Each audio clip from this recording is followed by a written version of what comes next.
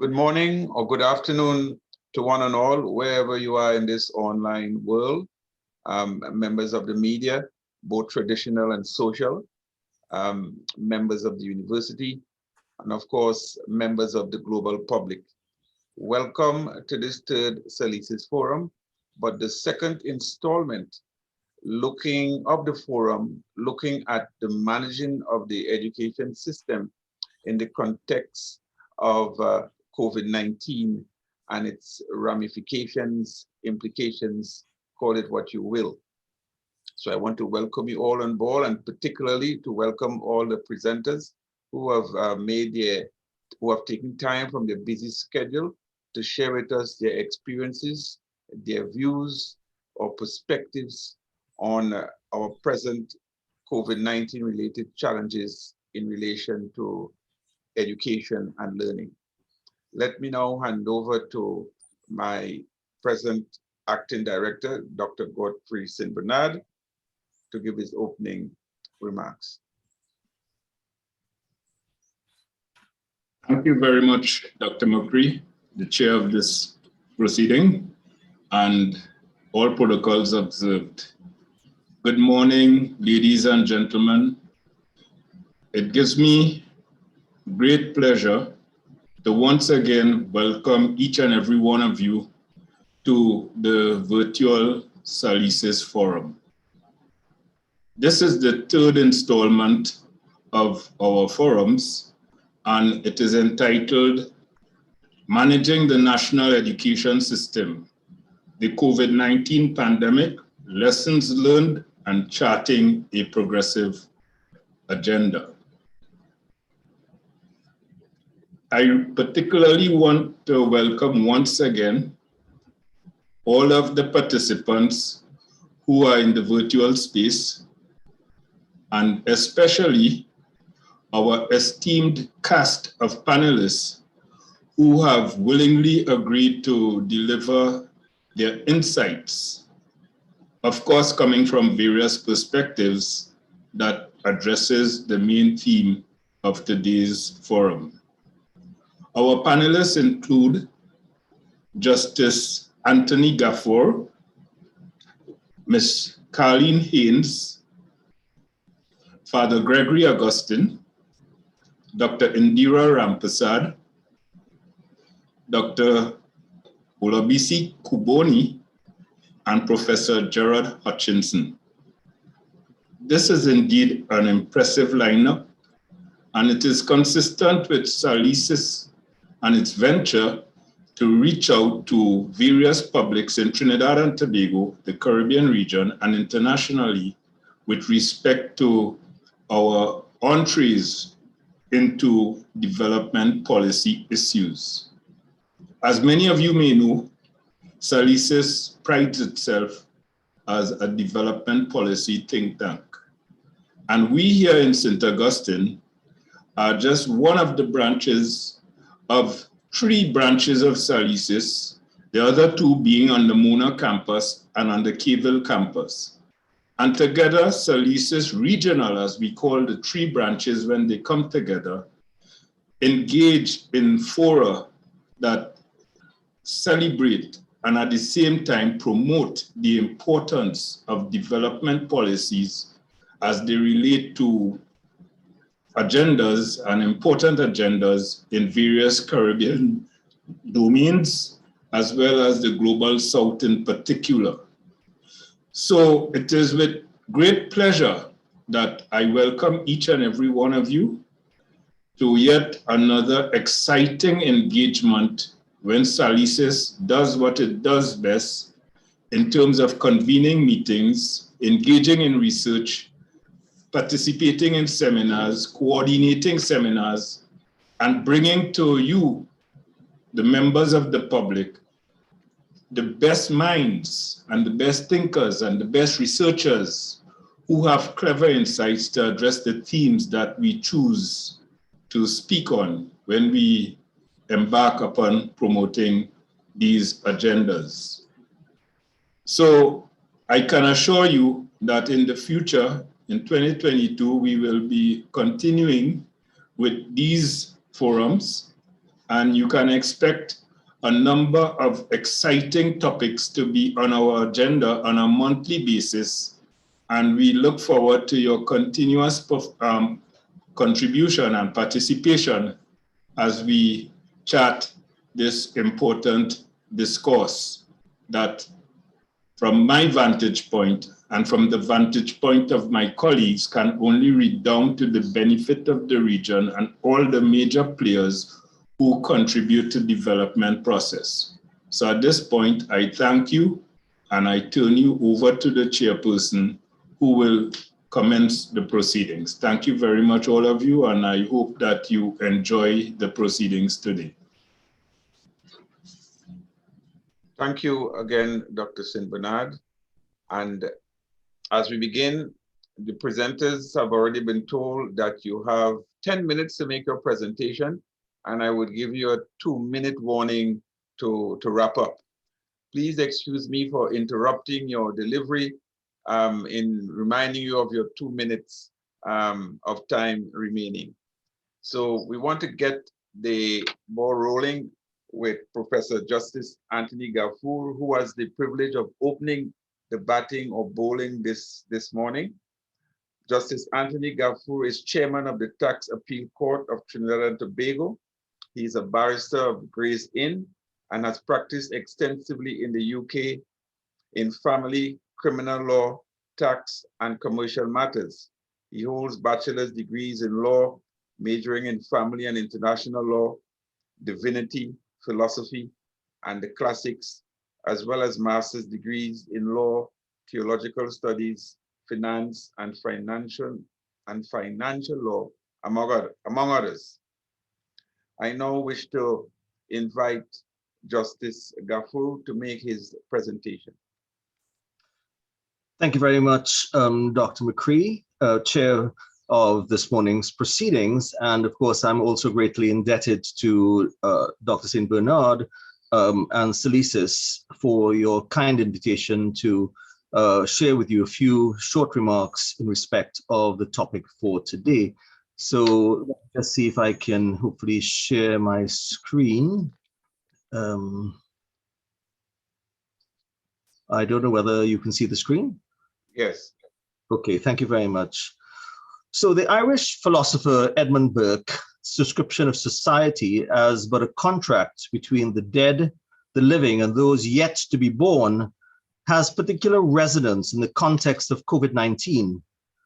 Lockdown has required many of our youngest citizens, those deemed to be least at risk from COVID-19 infection, to endure educational, social, and emotional isolation and dislocation in order to protect the oldest and most vulnerable in society. What I propose to do is to briefly set the scene for today and then to move on to some of the other points as you see on the screen, hopefully.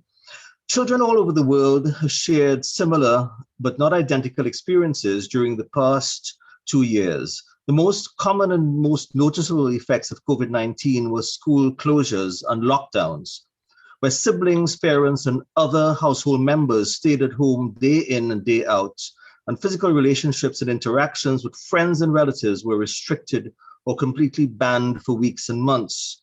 The toll on some children was even greater, and life for children in detention or children with parents in detention was exceptionally hard, as physical contact was banned for months and replaced by virtual visits.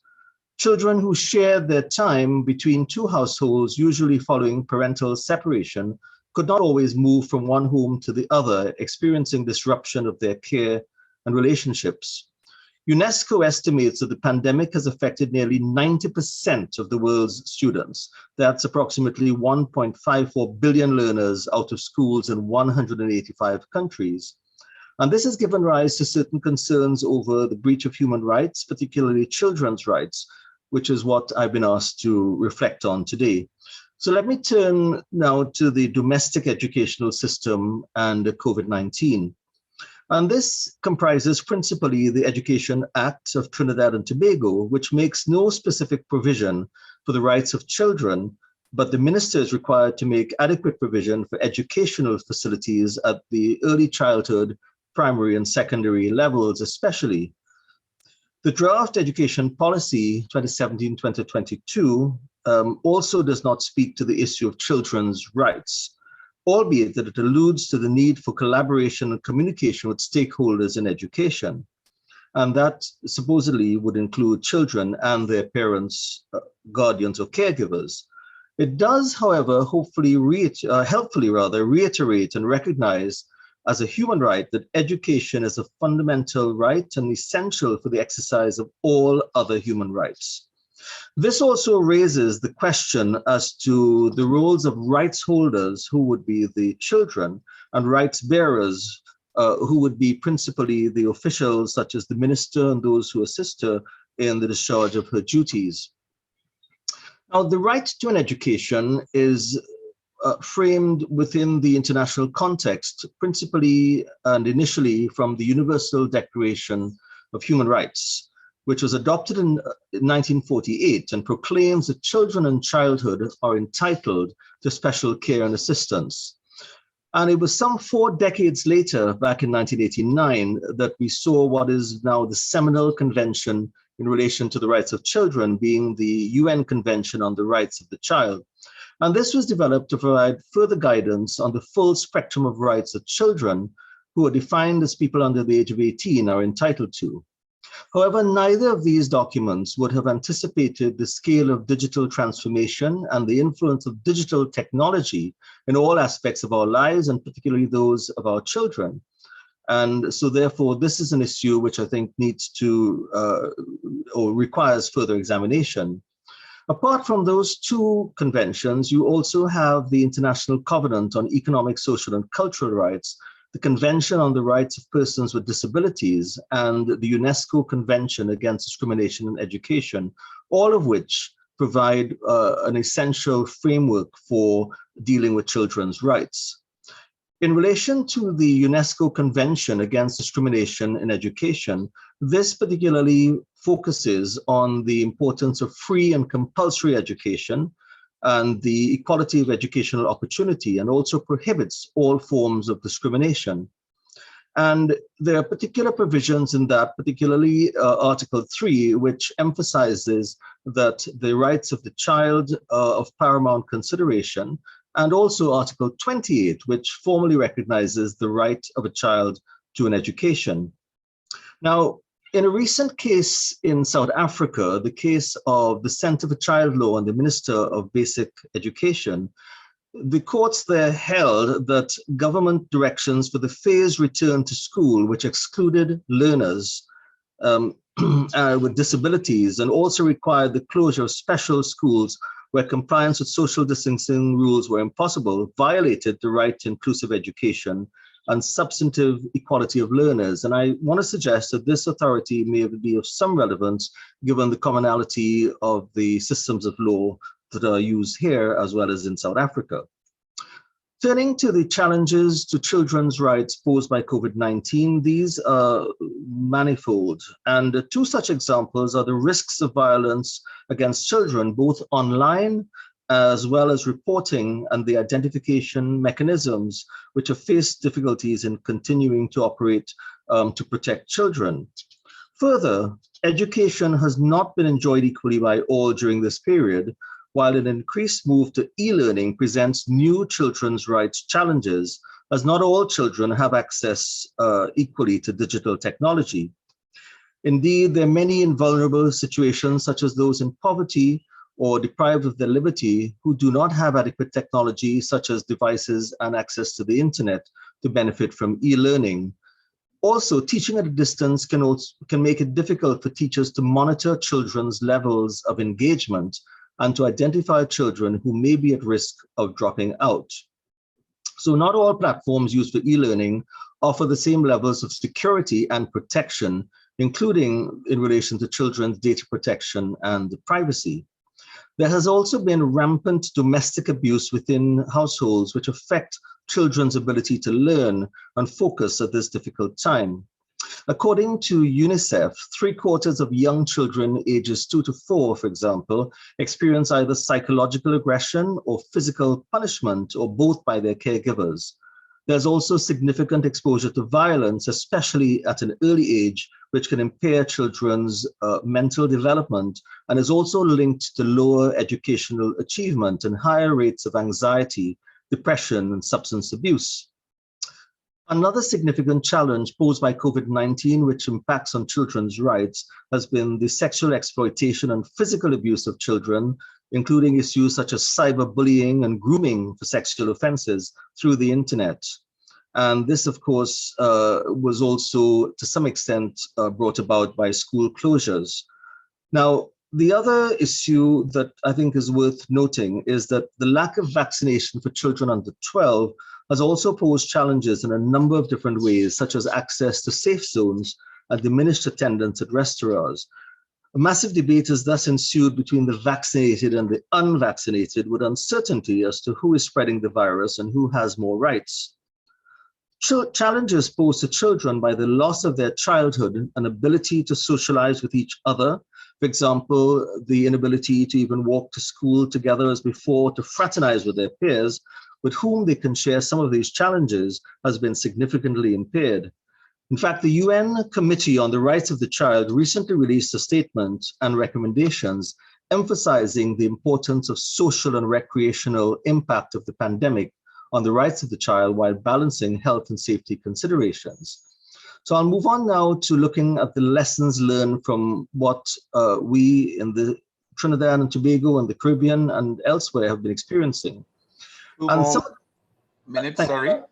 you very much, Dr. McCree. The lessons learned really are encapsulated in some of these points here. The need for new legislation, giving a voice to children and children's groups and parental concerns, support mechanisms and increased resources for reporting child abuse. And my suggestion is that the real safe zone should be to protect children and not only business interests, as well as the vaccinated, and greater ability of an access to technology for the bottom 40% of children who are failing the educational system. In terms of what progressive measures can be introduced, there are a number of recommendations here. One is which is to mandate risk, vulnerability, and impact assessments using as points of reference the Convention on the Rights of the Child and the Constitution.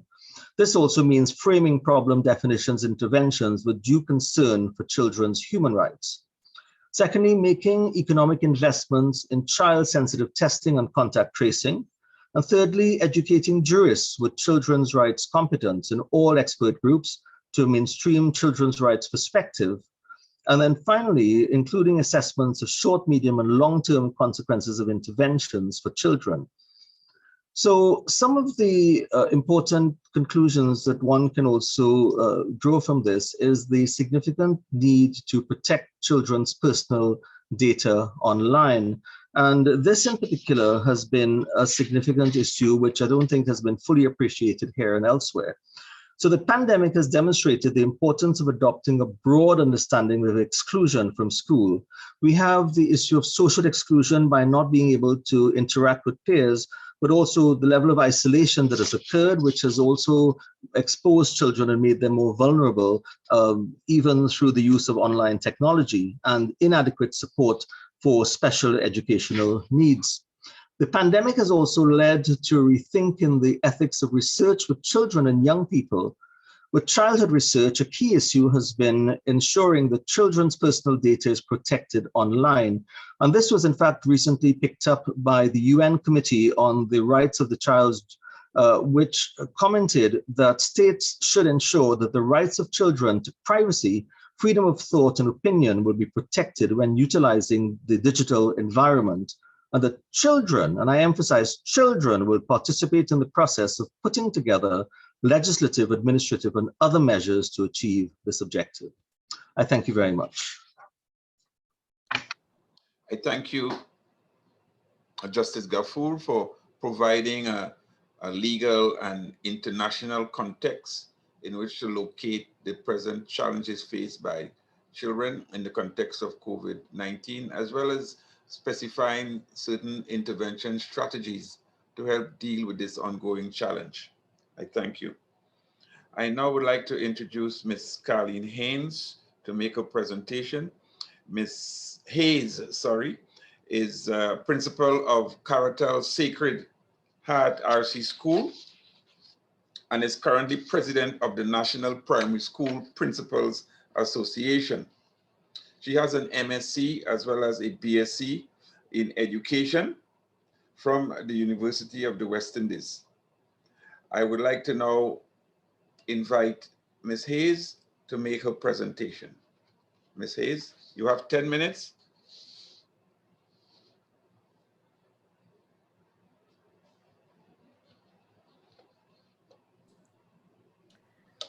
Dr. St. Bernard and Dr. McCree, fellow panelists, good morning. I am just going to share my presentation. The COVID-19 pandemic has resulted in schools being closed for physical classes globally. As a result, education has changed dramatically, with the distinct rise of e-learning, whereby teaching is undertaken remotely on digital platforms. This sudden shift for physical classrooms in many parts of the world have raised questions like, will the adoption of online learning continue to happen post-COVID-19 pandemic? And how has this shift impacted on the worldwide education market? Let's look at our nation. On Friday, the 13th of March, 2021, our Prime Minister, the Honorable Dr. Keith Rowley, announced that all our schools in Trinidad and Tobago will be closed due to the COVID-19 virus. This was done to avoid widespread transmission of the COVID-19 virus in our schools. In the primary schools, teachers and students were not able to attend physically, and therefore our school was thrown into the virtual world. Our primary schools were definitely not prepared for this drastic change. The students in our primary schools would have primarily used their devices, whether it be a tablet, a mobile phone, or a laptop, for playing games and communicating with friends. Therefore, students never used these devices to access online teaching. So a change in their mindset had to happen. Our teachers as well would have also had to undergo many changes, such as using digital platforms, Zoom, Google Classroom, ClassKick, and others. This was to aid in the teaching learning process. The first challenge all our administrators or principals faced in primary schools was the issue of devices and internet connectivity for our students. Principals had to collect data about this and provide to the Ministry of Education. Data collection about devices proved to be very challenging at times, since some students in the initial stages of the pandemic used their cell phones and their parents' cell phones or their shared devices with their other siblings in the home. Therefore, the data kept changing constantly. Fazia Munir wrote an article. He is from the Faculty of Humanities in the Nelson Mandela University in South Africa. And he wrote a very interesting article, Mitigating COVID, the Impact of COVID-19 Lockdown and School Closure on Children's Well-Being. And he did this article in October 2021. Munir states that there are three main areas of impact: mental impact, physical impact, and the impact on education. In March 2021, our principals would have experienced anxiety because we were experiencing the unknown COVID-19 virus. Some principals would have been afraid to even visit their school compounds initially, as our nation took the advice from the Ministry of Health about the transmission of the COVID-19 virus. The anxiety associated with the COVID-19 virus were questions raised in their minds, such as, will we get the virus if we interact with persons on the school compound? How can it affect the principal when they have comorbidities? Will it come to them? Will they be able to understand what's happening, as well as can they protect their own families from this virus? Then SEA students 2020 had to return to the school compound in July. And the anxiety started again in our principals. Where can I use as an area for quarantine? How to treat the COVID-19 cases and outbreak on the school compound? Many questions, as you know, many couldn't answer. Physical impact of COVID-19 can be seen in some of the homes of our students, since there are no school meals provided during this closure. In April and May of 2020, the Ministry of Education requested data from principals about students who received school meals. This was in their bid to assist families as the first lockdown happened in our nation. And many of our parents were unemployed and had no income. The Ministry of Education, in collaboration with the Ministry of Social Development and Family Services, started the initiative of providing food cards to these families identified. However, this did not have the rollout as expected, since some families never received this assistance and blamed our principals for this. But we had provided the data to the Ministry of Education. We also have undesirable behavior taking place at home by our students. And this is of a great concern to the principals and teachers in our primary schools. And referrals are done and sent to the Student Support Services Division. There are also changes in behavior by adults in the household. One major factor being due to the lack of income and also adults having limited movement and they had to stay home, it contributed to an increase in abuse in some of our homes. Again, in these cases, the principal can only complete referrals and send it to the Student Support Services Division. The COVID-19 lockdown has had serious impacts on the family environment, and some families have been unable to allow their children to participate in online learning.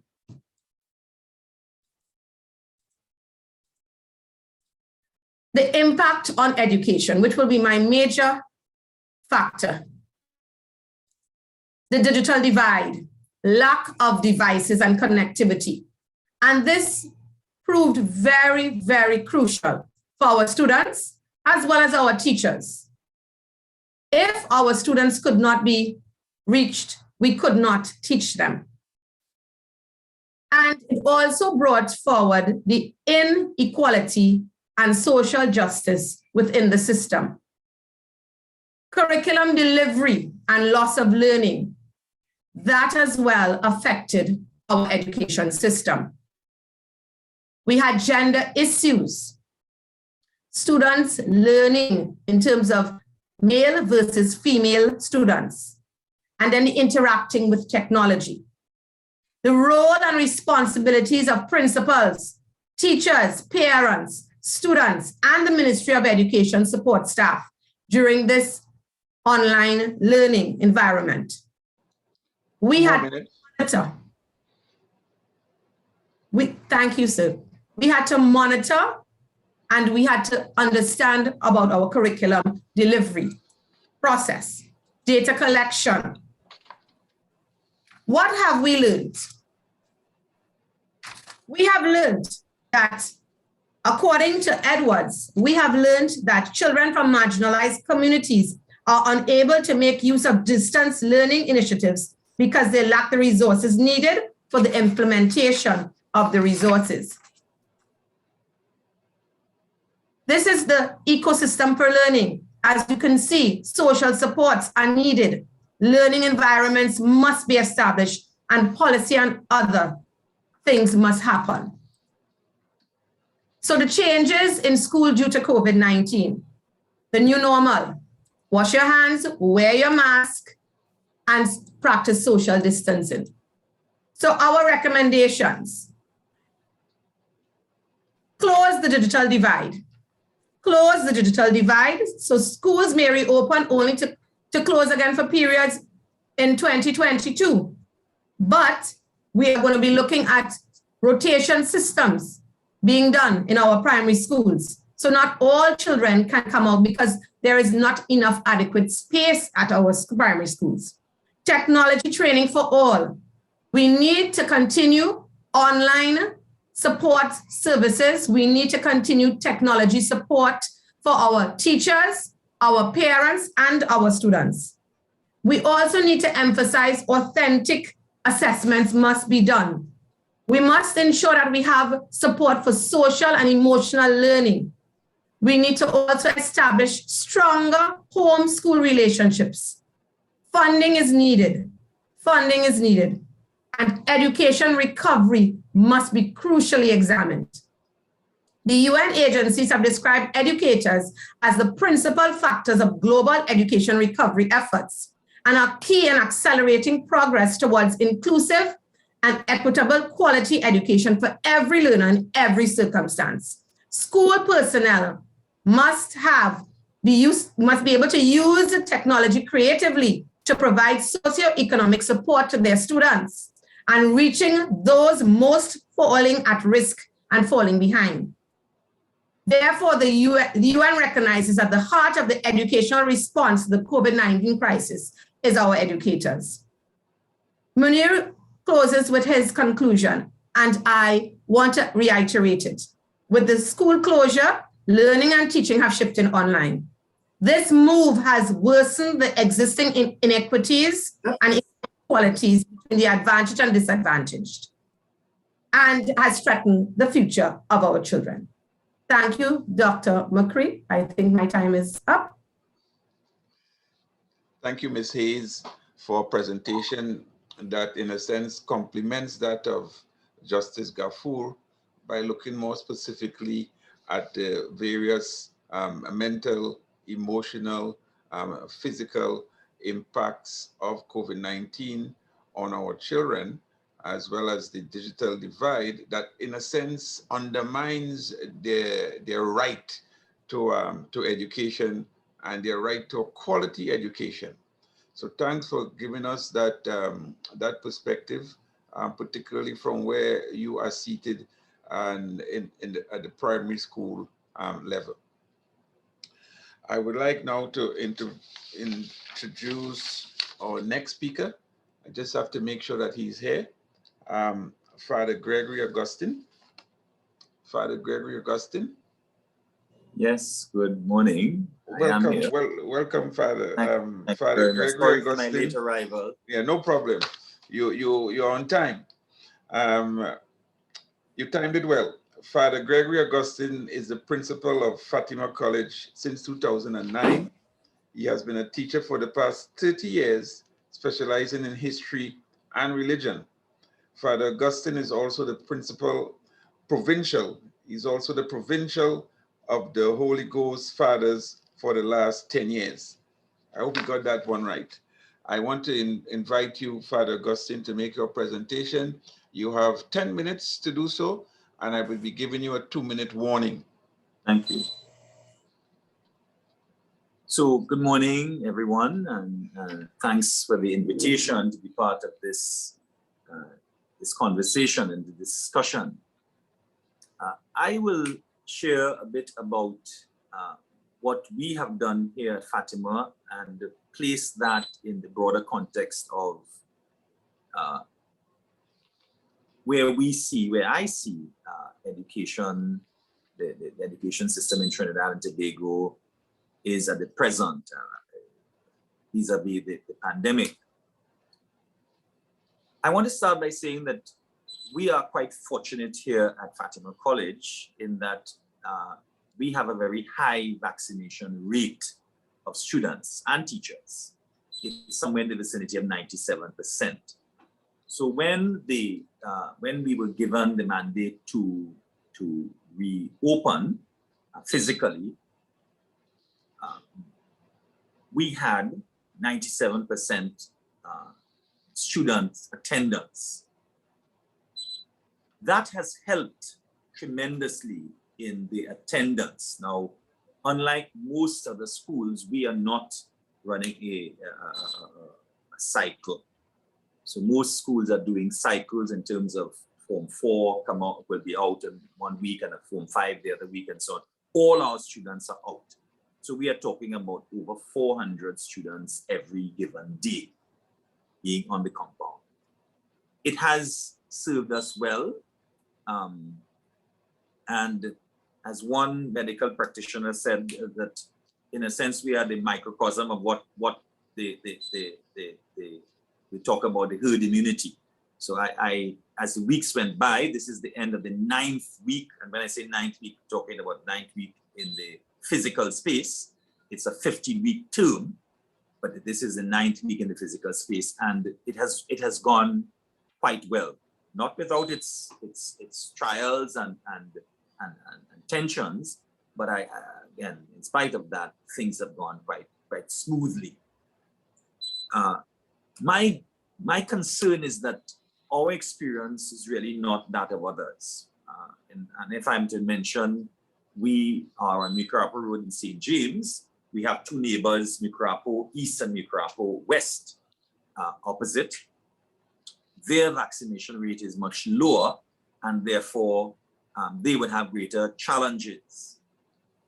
And that is where my concern as an educator is, that in the broader scheme of things, this pandemic has affected us tremendously. I hear a number of people saying that we will see the effects and the fallout of this 10 years down the road. Well, I don't think we have to wait that long. We are already feeling the effects of it as we speak.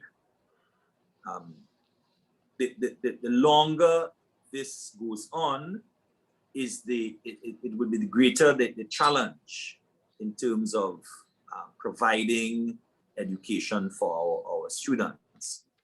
Let me mention that we are all aware that juniors, that is forms 1, 2, and 3, are not in the physical space. Our experience has been that, and is, that these students are tired of the virtual learning.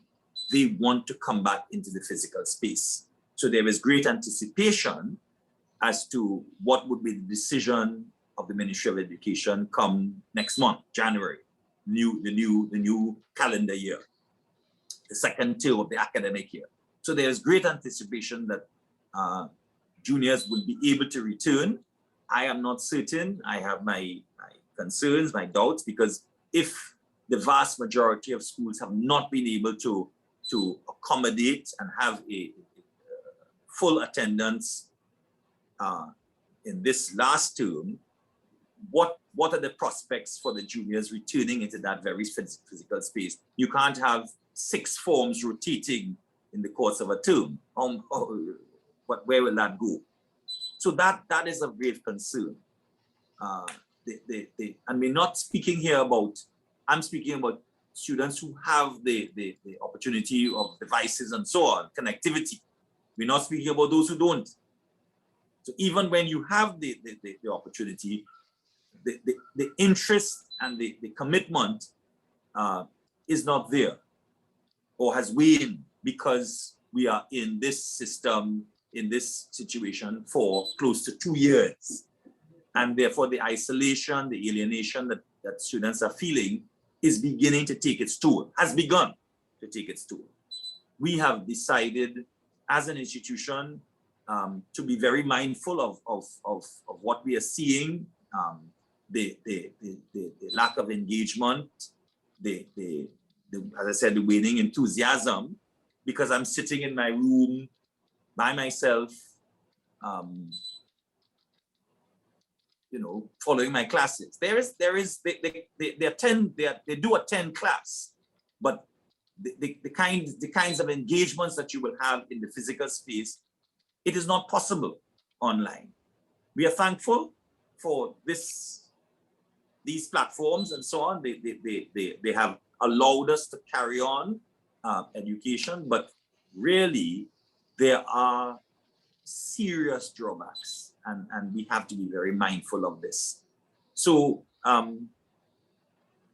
the answer that I see, I mean, I'm not a politician, I can't be a politician, you know, is that possibly the only way forward will be mandatory vaccination to ensure that we have the opportunity to return to the physical space. Because as I said before, the longer we go on with this, is the more is the greater we see the fallout of students throughout the country. And I'm not speaking only for my school. I am quite aware, having contact with educators throughout the country, that you have this situation where students are just not at school. So that is a grave concern. So if we have the mandatory vaccination, then we can say, look, we can move out with a certain degree of confidence. Part of the fear of an administrator is that you do not want to have any kind of, and I don't want to say outbreak, but any case, any 2 cases in a school is cause for concern. So there is that ongoing concern that we have to follow the protocols, and we do. But the minute anything goes awry, you then have a situation where people are fearful to return to the physical space and so on. So that kind of up and down, you know, we're not out this week because we have to sanitize and so on, can be quite disruptive to the system. Having said all that, I think that teachers have done quite well. Yes, we hear a lot about the negatives and so on, but I can say from my experience and from sharing with other educators, in particular in the Port of Spain and environs area, teachers have gone above and beyond to ensure that their students are catered for. So 2 more minutes. We can say that we are proud of what has been achieved. But the real answer has to be the return to the physical space.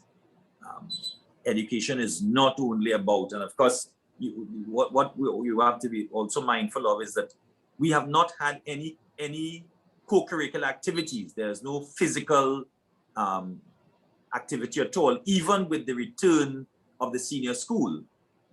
People may have seen, I think the second day of the physical return, our boys were on our playing field playing on the basketball court, and a reporter took a photograph and it was pasted on the front page of one of the dailies. The ministry promptly called me to say, well, look, sports are not allowed. Now, that's a major part of education. So you have the students out, but they're not allowed to play. You know, so how long can this go on? That young people simply come to school to do their academic work and that's it, nothing else. So a major component of education is missing. What does that say for their future? Tertiary education is demanding more and more that persons applying for university must show their ability to be part of groups and organizations and so on. So they're not only looking at your results, your certificate, they're looking to see how are you engaging in life in general. And that is a major part of any modern school. Our students they are mandated to belong to some co-curricular activity, at least one. All of these activities are now just at a standstill. Nothing has been able to really take place.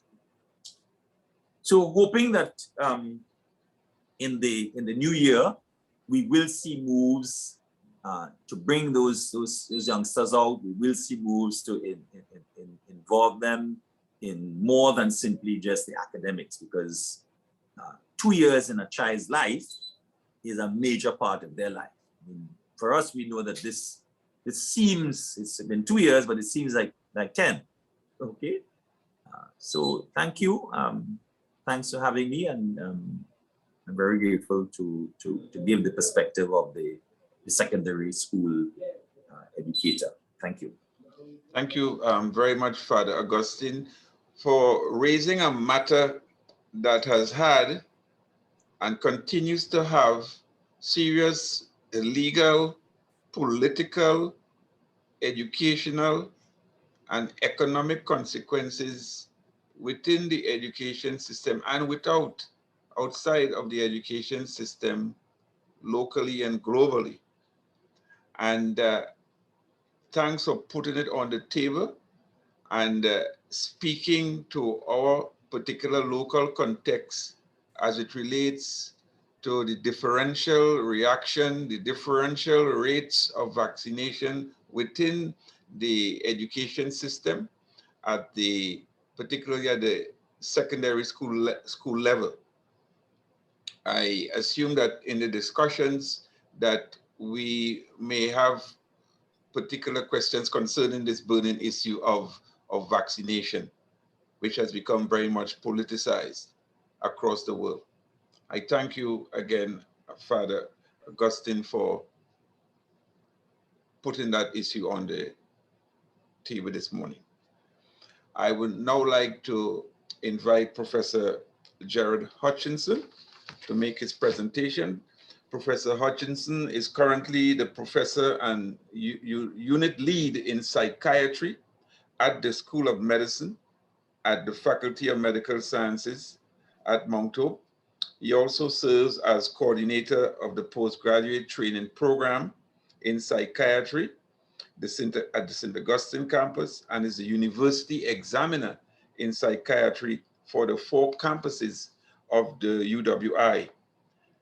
As a researcher, he has authored or co-authored over 130 peer-reviewed academic publications, and his work has over 9,000 citations, making him the envy of many. I would now like to invite Professor Hutchinson to make his presentation. Professor, you have 10 minutes, and I give you a 2-minute warning to wrap up. Professor Hutchinson.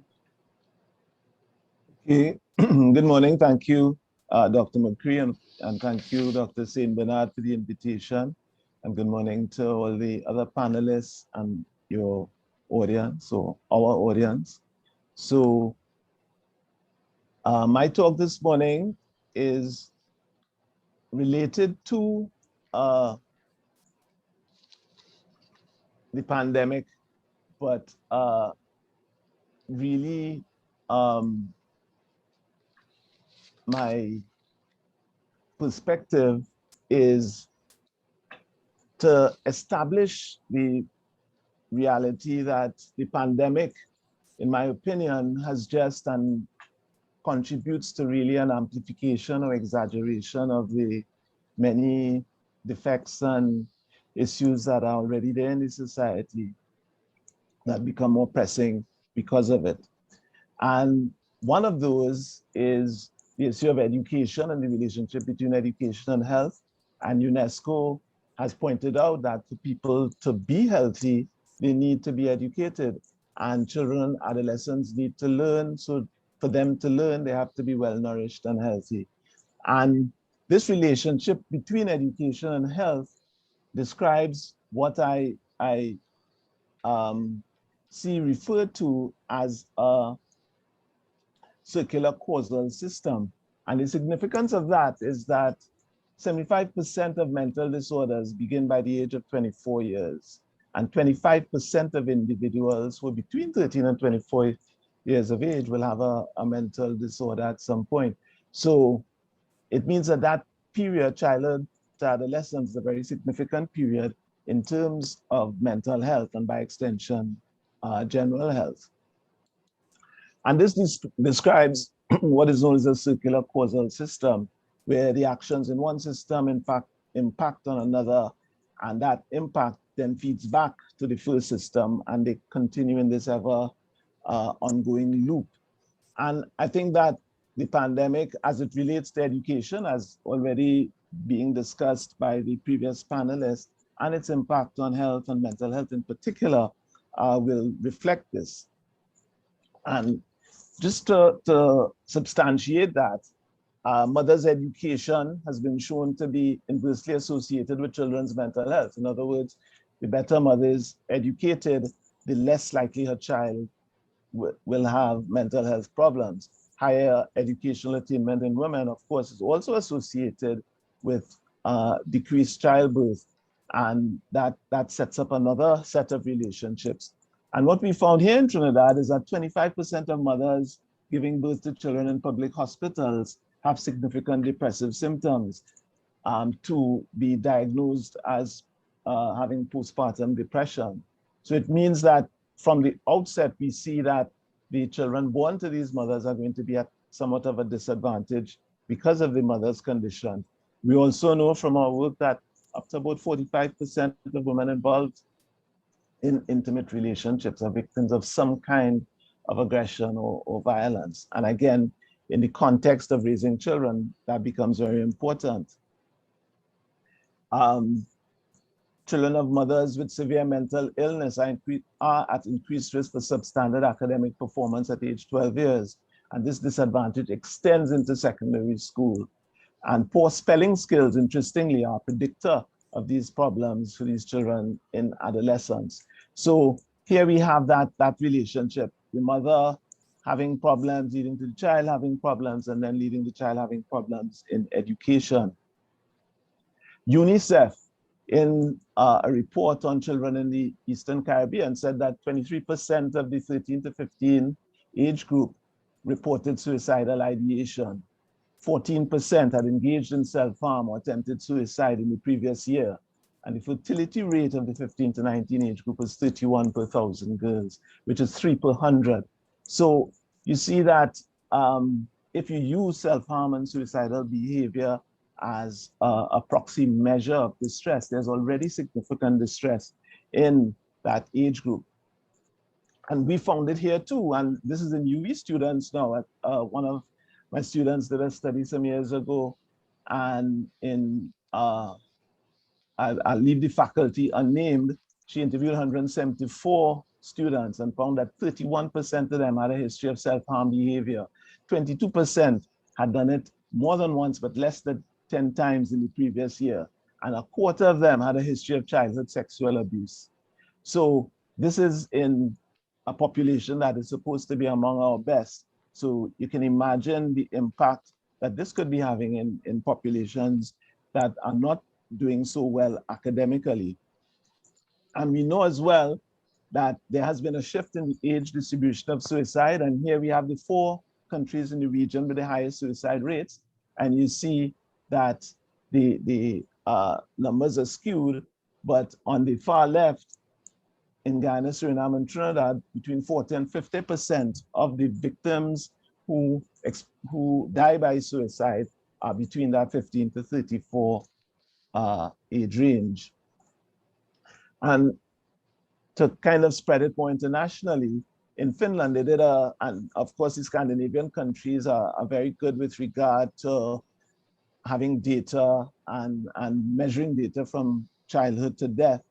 And they looked at risk factors for mental illness, depression, more specifically in their population. And they found having a young mother, parental divorce, death of a parent, parental mental illness, family receiving social assistance, or being at the lower end of the socioeconomic ladder, short education in parents, and here we have that reciprocal relationship again, interrupted education in the cohort, prenatal smoking and perinatal problems, and that's the relationship to the postpartum depression that I mentioned. And another problem that we face, community exposure to violence. A systematic review found that violence exposure in children was associated with poorer school functioning on every level, both academic and social, but also in terms of interpersonal relating. And it's also positively associated with mental health problems, anxiety, depression, aggression, and substance use. And again, interestingly, associated with cognitive and learning problems. And I picked out ADHD because of some figures we have about it. Children with ADHD are more likely to have, ADHD refers to attention deficit hyperactivity disorder, are more likely to have violence exposure in the community. And not only violence, there are problems with physical health. A report from Garfur was saying that 7 to 12% of preschool age children in the region are overweight or obese, and up to 14% of adolescents are obese. And again, circular causal system, the Caribbean has the highest rate of NCD-related mortality of any region in the Americas, with heart disease and diabetes responsible for the greatest number of premature deaths in the region. And the importance of that, and is one of the reasons the COVID pandemic has hit us so hard, is the level of comorbidities, as the repeated reports identify. The level of comorbidities are so high in the country that when people get infected with COVID, the likelihood that they will have a negative outcome is much greater. 2 more minutes, So, Professor. So these are the consequences of the NCDs, and I talked about the COVID issue. So in this study, they found that 26% of the children at St. Jude's had ADHD compared to 7% in the secondary school. And then a study we did in prison found that the mean IQ was 72, which suggests that people had borderline intellectual functioning in prison. And this underlines this low academic achievement as a predictor of delinquency. And all of this culminates, if you want to look for the impact now on our SEA results. In 2019 in Tobago, 13% got less than 30. The national average was 13.7%. In 20%, in 2020, 37% got less than 50. And look at the mean scores in math and English language.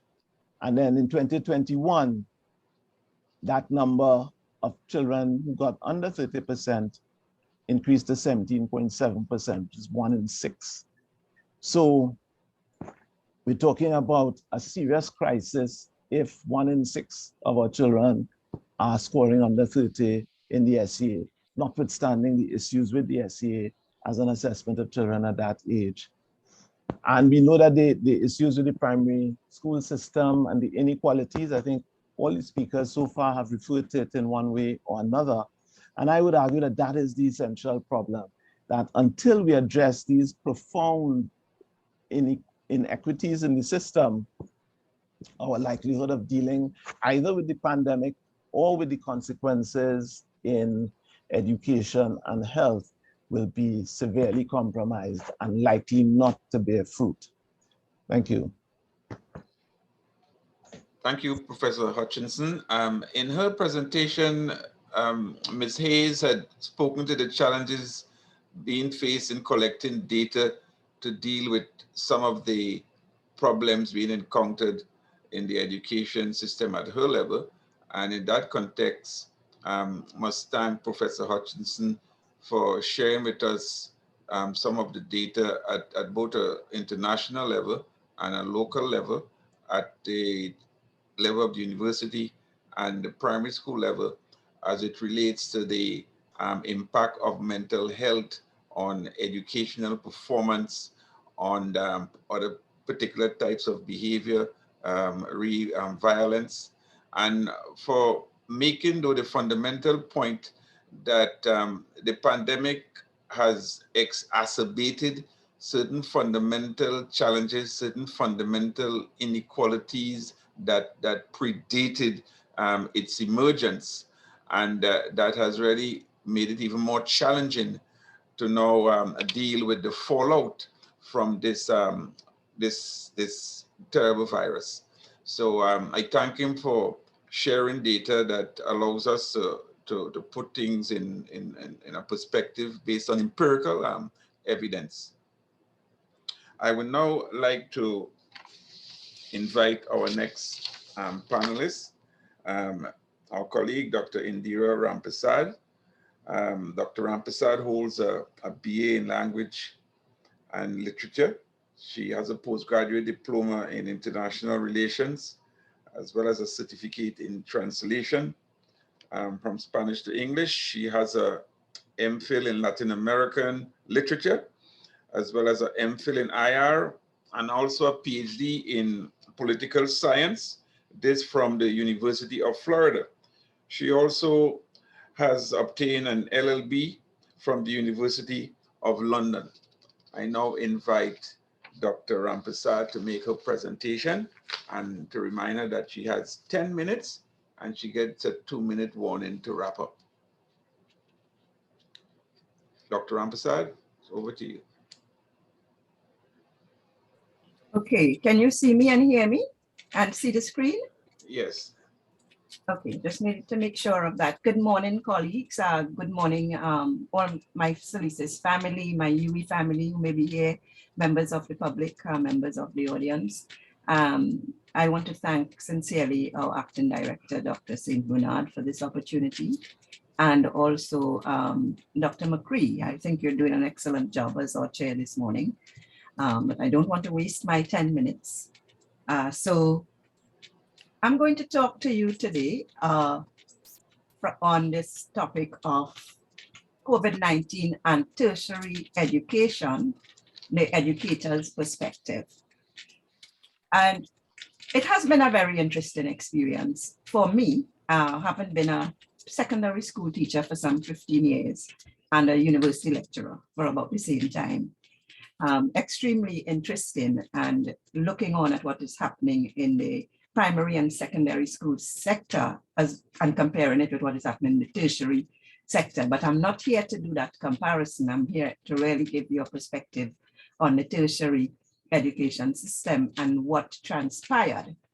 I'm going to give some personal experiences in both my capacity as a lecturer at UE. My substantive post is a lecturer at Department of Political Science. I'm now temporarily a senior research fellow at Solicitors. But also in my capacity as president of the West Indian Group of University Teachers, WIGUT. And as you sit in WIGUT, you get some insights you don't usually get as a lecturer because of your interaction and engagement with management and administration. So I would go first into this issue of teaching and learning, then I would look at industrial relations, look at university closures very briefly, and work-life balance. So speaking on teaching and learning, I have to say it has been a phenomenal experience with both pros and cons. When I first started my first lecture, my students would log on with names like Devan Maraj, Terence Diausing, Kamala Prasad Bisesa, Keith Rowley, and you know, using the politicians' names and thinking that it was very funny. These are tertiary education students. We had to make it clear to them that they have to log on with their name because we know who were doing it, because they have to use their UEID to get into the Zoom system. So it was seen as funny, I think, initially, until the anxiety started to set in. And the anxiety set in, not just for the students, but for the educators as well, because we realized that we had to actually reorient our entire curriculum in some cases. We had to reorient our modus operandi and our mode of delivering lectures. The digital divide came into play with students without devices. Some students would tell me they were, you know, under a tree, or they were by the neighbor picking up Wi-Fi, or they were in a mall or somewhere, not in a mall, but close by some public space where they can get our Wi-Fi.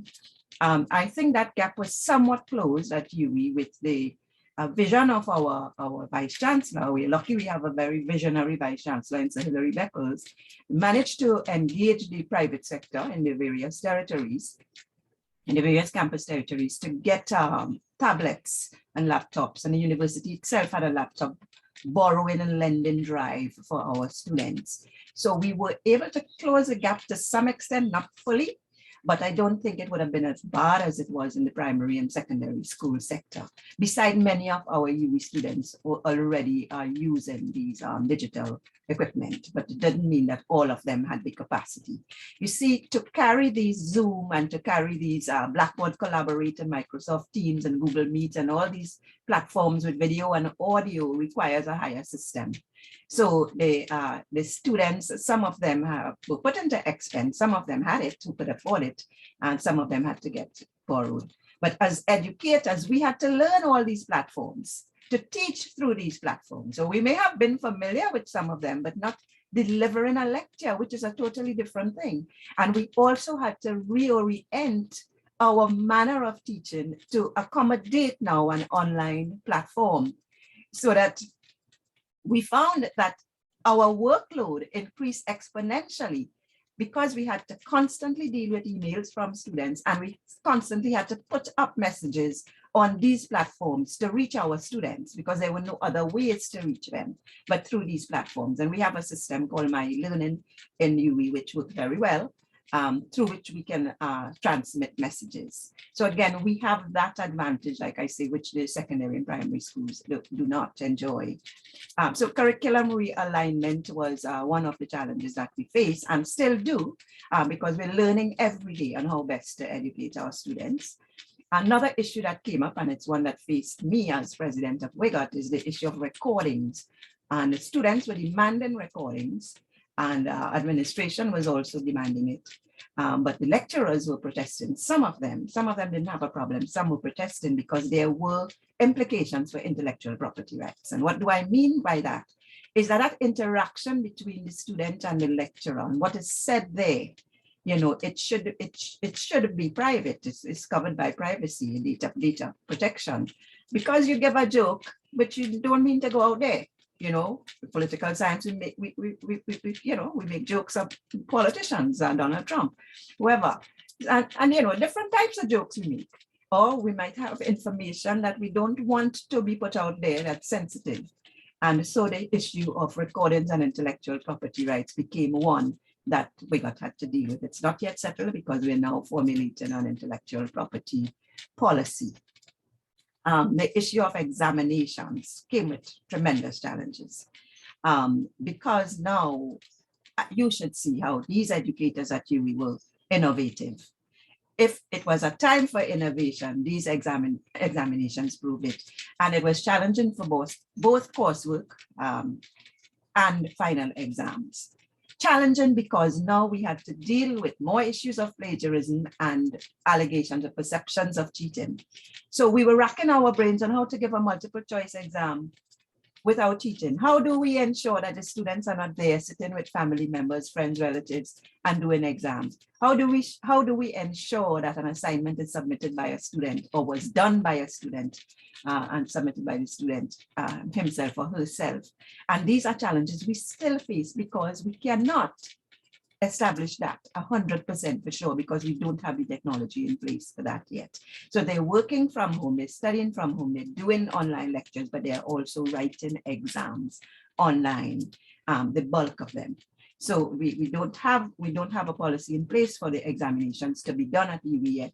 And with Omicron now, you know, aboard, Delta being the number one of the most pervasive causes of death and transmission in the country. We don't see opening up in the horizon soon. We also are facing student absenteeism and apathy. And I say absenteeism because I might have 150 students in a class and I would see 80 participants when I check. And we take the role that way by checking the participants list. But apathy, so you call on a student to answer, and we ask them not to use their cameras a lot of time because of bandwidth. You have 150 students, 200 students, bandwidth becomes a problem with cameras on. But you don't get a response. So you don't know if the student is there. You don't know if the student is listening. You might see them there, but you don't know if they're listening. You don't know if they're paying attention. You don't know if they're watching TV. You don't know if they're cooking, or you don't know if they're playing video games or what. You don't know. So we had that situation, but the bulk of them were very attentive. The bulk of them were participating, but we had that amount that were absent or apathetic. 2 more minutes. Okay, thank you. And then for research and publication, we also had this issue of many of us who couldn't travel. We do have some travel grants for research, undertaking research and publication. We couldn't travel to do that research. Members couldn't go visit their families in December because of the lockdown in Trinidad in 2020. So we had issues of research and publication suffering, but the promotion system didn't change. So the criteria for promotion remained and was as rigorous as ever. And members were complaining that they think they were being unfairly treated.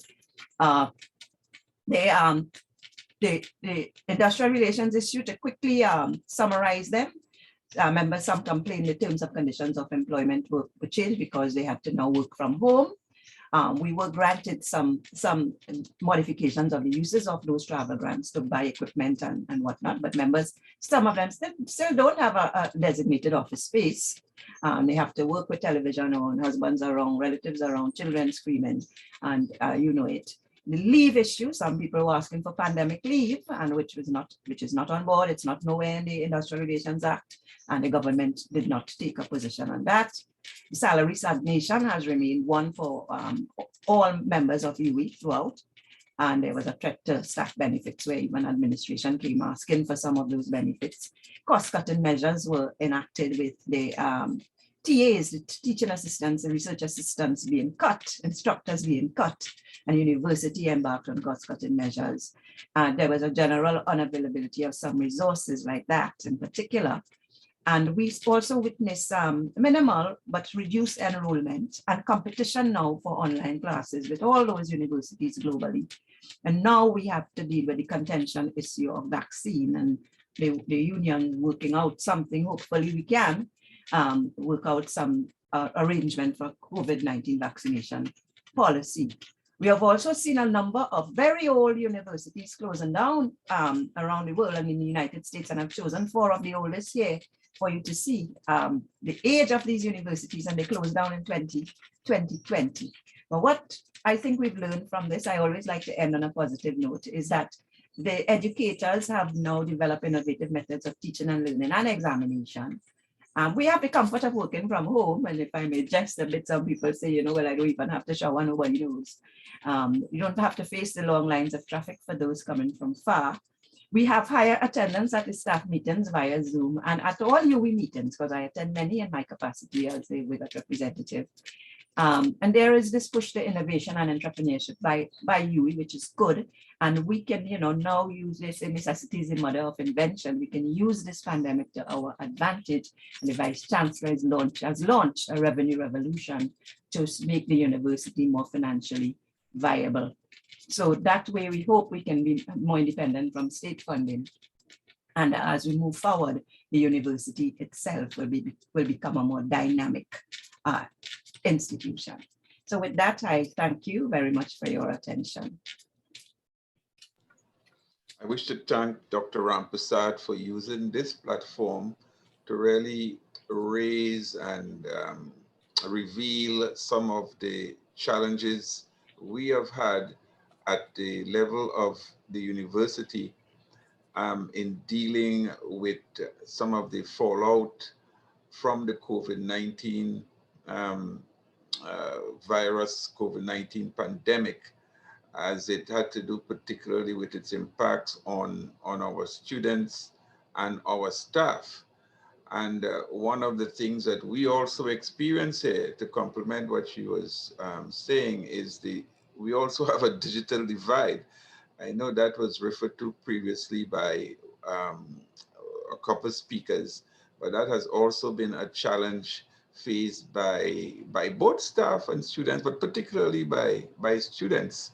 And the issue of online examinations and protocols surrounding online examinations that in some cases were compromised because of the problem with access to a reliable internet connection. And the university has been attempting to deal with that, among other things relating to the impact of the COVID-19 pandemic and how it has compromised the delivery of our service as educators to our clients, our students.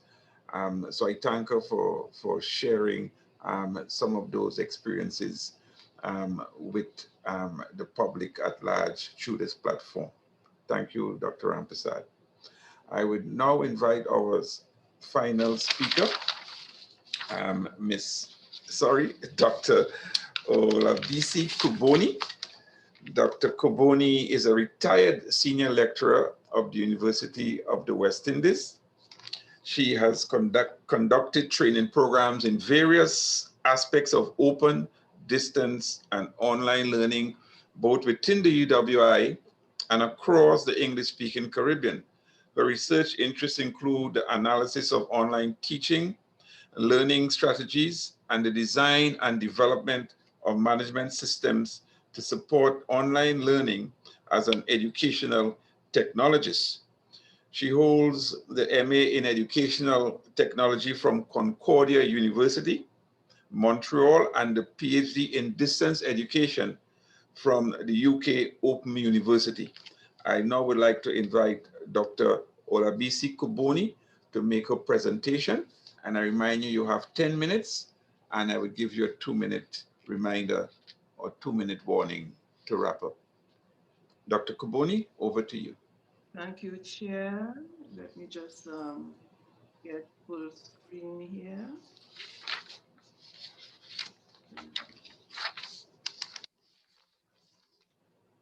Just one minute, wait for that.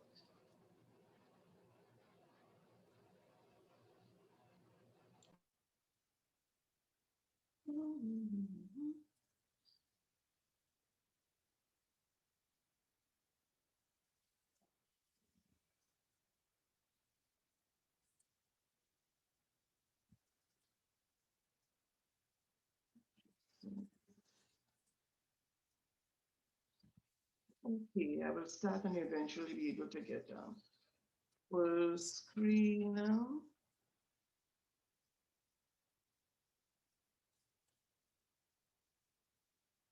Okay, right. Good. Good day, everybody. Just one thing on the side, it was quite interesting to hear Dr. Rampersad say that Concordia University has closed down because that is where I got my first master's degree, interestingly enough. So much for the pandemic. All right, today I'm going to focus, like Dr. Rampersad, in the first part of her presentation. I'm going to look for my whole presentation on teaching and learning within the tertiary education sector and the issue of integrating technology into the teaching learning transaction. I am going to start with looking specifically at issues that arose during the lockdown and then transitioning as quickly as I can from there to make some suggestions about moving forward in terms of infusing technology into the teaching learning processes.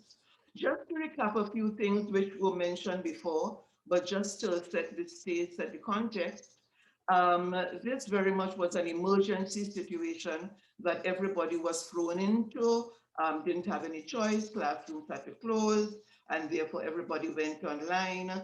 So therefore there was a complete switch from face-to-face to remote teaching. That teaching more or less was patterned itself of the lecture type mode that was in the classroom. So it was top down most of the time, and the instruction was lockstep, meaning that everybody in the class had to move at the same pace, or supposedly had to move at the same pace, and doing more or less the same things. Everybody before mentioned the issue of the digital divide that came into focus. Even though there is, much emphasis on what was happening as far as that was concerned in the primary and secondary sector, I would think, even though I am not in the classroom now, but from anecdotal evidence and informal discussions with people, that it was also an issue at the tertiary level. And one would find that instead of having the advantage of having, a laptop, a lot of students may have been relying on their smartphones, which is not, very comfortable. After a while, we saw that there was limited reopening of physical spaces as infection rates declined.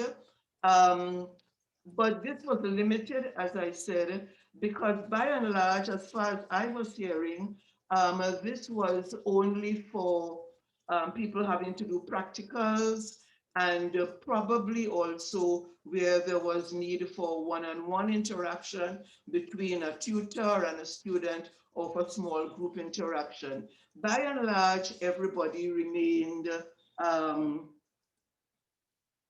home. Now, some issues to be noted from that situation. As I said previously, lectures were in the primarily taking place, what is the primary mode of instructional delivery. And therefore, by extension, the full range of ICT tools were largely underutilized. To the extent that there were in-person sessions, these were deemed necessary for more learner-centered activity. So it is likely, from my point of view, that there were gaps both in content as well as in the manner of the transition from between remote teaching and the in-person sessions that took place. For example, one would want to ask, was there an adequate amount of support from the lectures to provide students with the kind of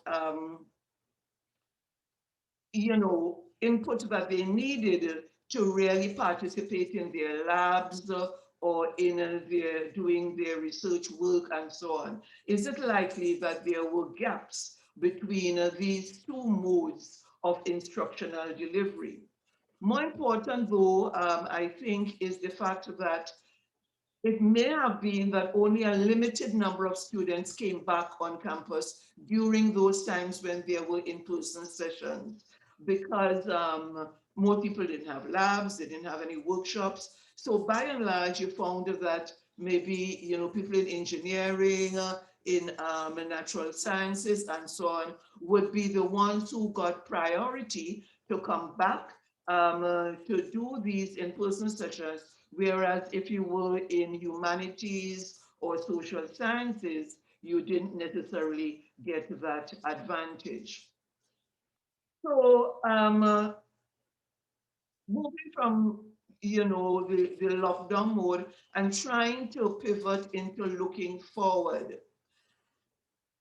it seems to me that when one looks at integrating technology into the teaching learning processes and doing it at this time, that there may be a likelihood that one may be carrying over the emergency practices that had to be brought on from remote teaching and trying to look ahead in a way that carries these remote teaching practices into the long term. And I am suggesting that one should be careful of doing that carryover, because the deficiencies that some of the previous speakers spoke about, students getting bored and so on, those kinds of problems may themselves carry over in terms of how we view integrating technology into the teaching learning transaction. So I am suggesting that there is need for a shift in an approach to a more differentiated approach to teaching and learning. Just to back up a little bit, to look at, because we're talking about the information and communication technologies, using the internet, it allows access to multiple information sources worldwide. It uses various multimedia formats. It facilitates communication among participants wherever they are. It accommodates the use of platforms specifically designed for teaching learning transactions, and those platforms allow a range of teaching, learning, and assessment strategies. They make possible synchronous and asynchronous interaction and allow for users, students, to create and share new knowledge. Now, when I look at the student that we are targeting, I want to think not only in terms of specific content areas, specific discipline areas, but what do we want for the education of the tertiary student as we look in terms of integrating ICTs. And I would want to suggest that these are some of the main things, regardless of content area, that we would want to look at. Both as they learn within their disciplines, but beyond their disciplines, and that they grow progressively, becoming more capable of taking responsibility for their learning. And so I'm suggesting a technology-infused model that has the learner as the most important person, that integrates technology with what the teacher does.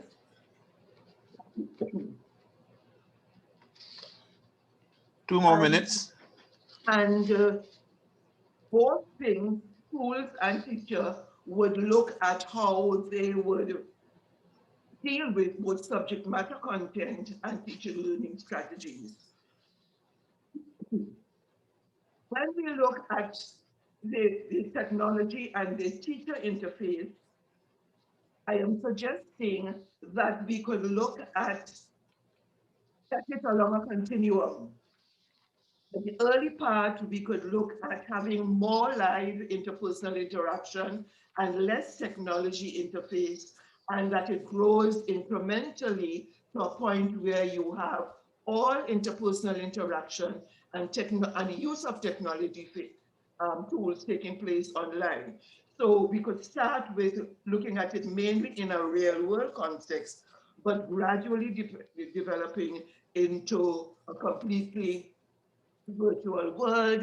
These are some of the factors that I think that should influence where you decide to place your teaching learning transaction along that interface, along that continuum, sorry, learner factors, curriculum factors, technology factors itself, environmental factors, some issues to be addressed as we develop this model of infusing technology, that we want to lessen the student dependency on the authority figure, that we want to build capacity among teaching staff, that changes institutional processes and procedures. I heard some of my previous colleagues talking about that, and that we make room for champions, people who are excited about this change and who would want to give a lot to making this happen. Just want to share with you two pieces of literature that you may find useful in looking at this integration of technology with teaching and learning. And thank you very much. Vaccination is important. Thank you, Dr. Koboni. And sorry if I rushed you there in giving you your 2-minute warning. But thanks for a presentation that sought to focus more specifically on that challenge we have been having at the university and in the education system across the world, this interface with the new teaching and learning technology and the challenges that it continues to pose as we try to adjust. Some departments of the university, my department is one, have submitted us to a 6-week online teaching course as part of a capacity building process to prepare us for the online delivery of one of our programs that is really based out of Mona. So this adjustment continues to take place, but the issue of capacity building remains a critical one at several levels. Both the knowledge and both having the particular resources, computer resources, the particular platform, whether it is BBC, whether it is Zoom, all of these things are happening all at once. And we are part of that, global, the challenges faced globally to really incorporate the new technologies in a new normal for learning and knowledge production and knowledge consumption. So thanks for pointing us to some of the intricate and technical issues as it relates to curriculum, as it relates to pedagogy, and that sort of framework and issues that we are presently engaged in dealing with. So I thank you for your contribution, which complements that of the two previous speakers, Dr. Rampersad and Professor Hutchinson as well. So I wanted at this point thank all the presenters for making presentations that have surely ignited some some chat, and I would begin or approach the question in period by asking questions in batches of 3 or 4. I would also read comments from some of the participants, which you can respond to as you see fit. So I want to start with the first batch of questions. There might be a little delay sometimes because I'm reading these questions in real time, and sometimes I have to edit them for particular reasons, for clarity, for political correctiveness, so to speak. So let me begin with the first question that came in the chat that was directed to Justice Garfur. Does the right to education under international law apply to the right to education for migrant children in Trinidad and Tobago? Does the right to education under international law apply to the right to education for migrant children in Trinidad and Tobago? And that is from Florence C. Mongal. Thank you very much for that question. But let me, Justice, let me give a minute in batches of 3 or 4 questions, and so I will come back to you. Thanks. A question from Andrea Encinas. Not all parents are natural and patient teachers. Neither are they naturally tech savvy. Has there been any separate training for parents in both basic teaching skills and internet technology? I'm looking for the other question.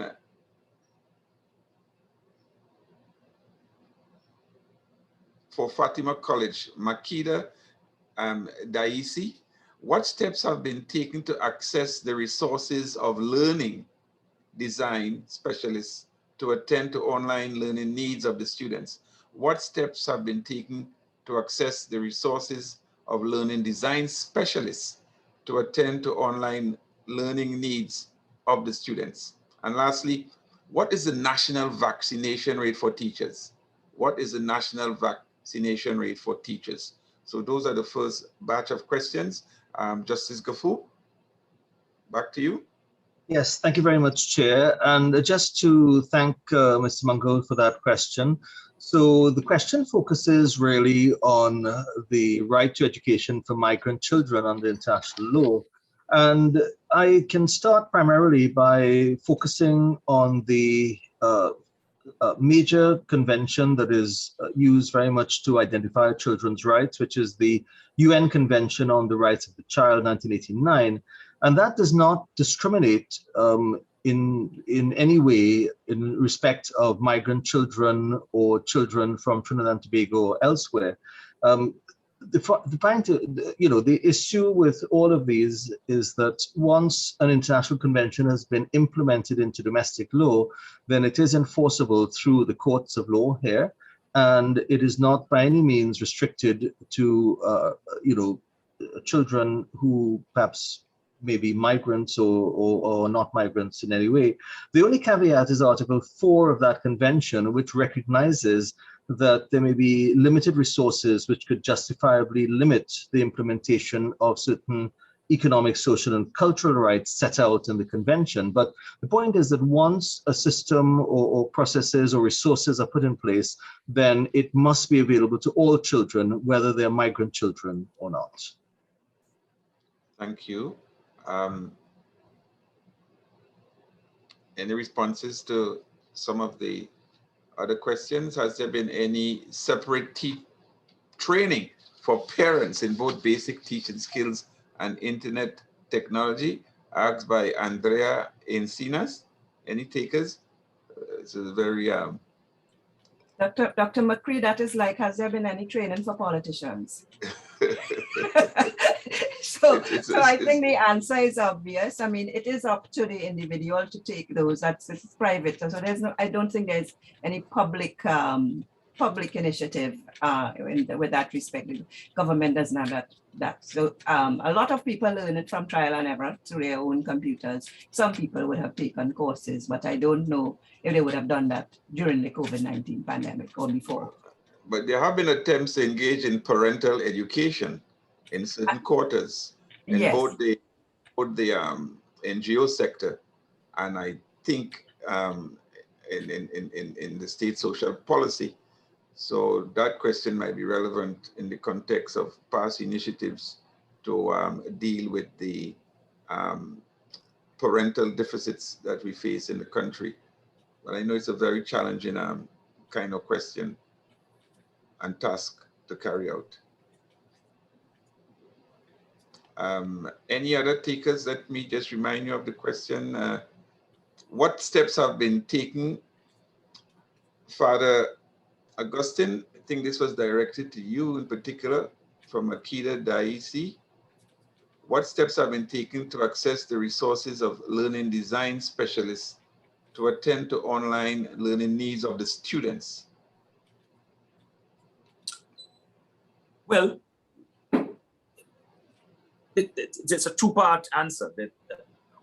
We, in terms of the online education, I have to say at our institution, we have done very well. And it is because of the socioeconomic group that we have. So the issue of access to devices and connectivity, we have not had that challenge at all. And we have been able to function quite efficiently for the entire period from April of 2020 to now. The outside of here, I mean, in other institutions, the challenge has, or the challenges have been many.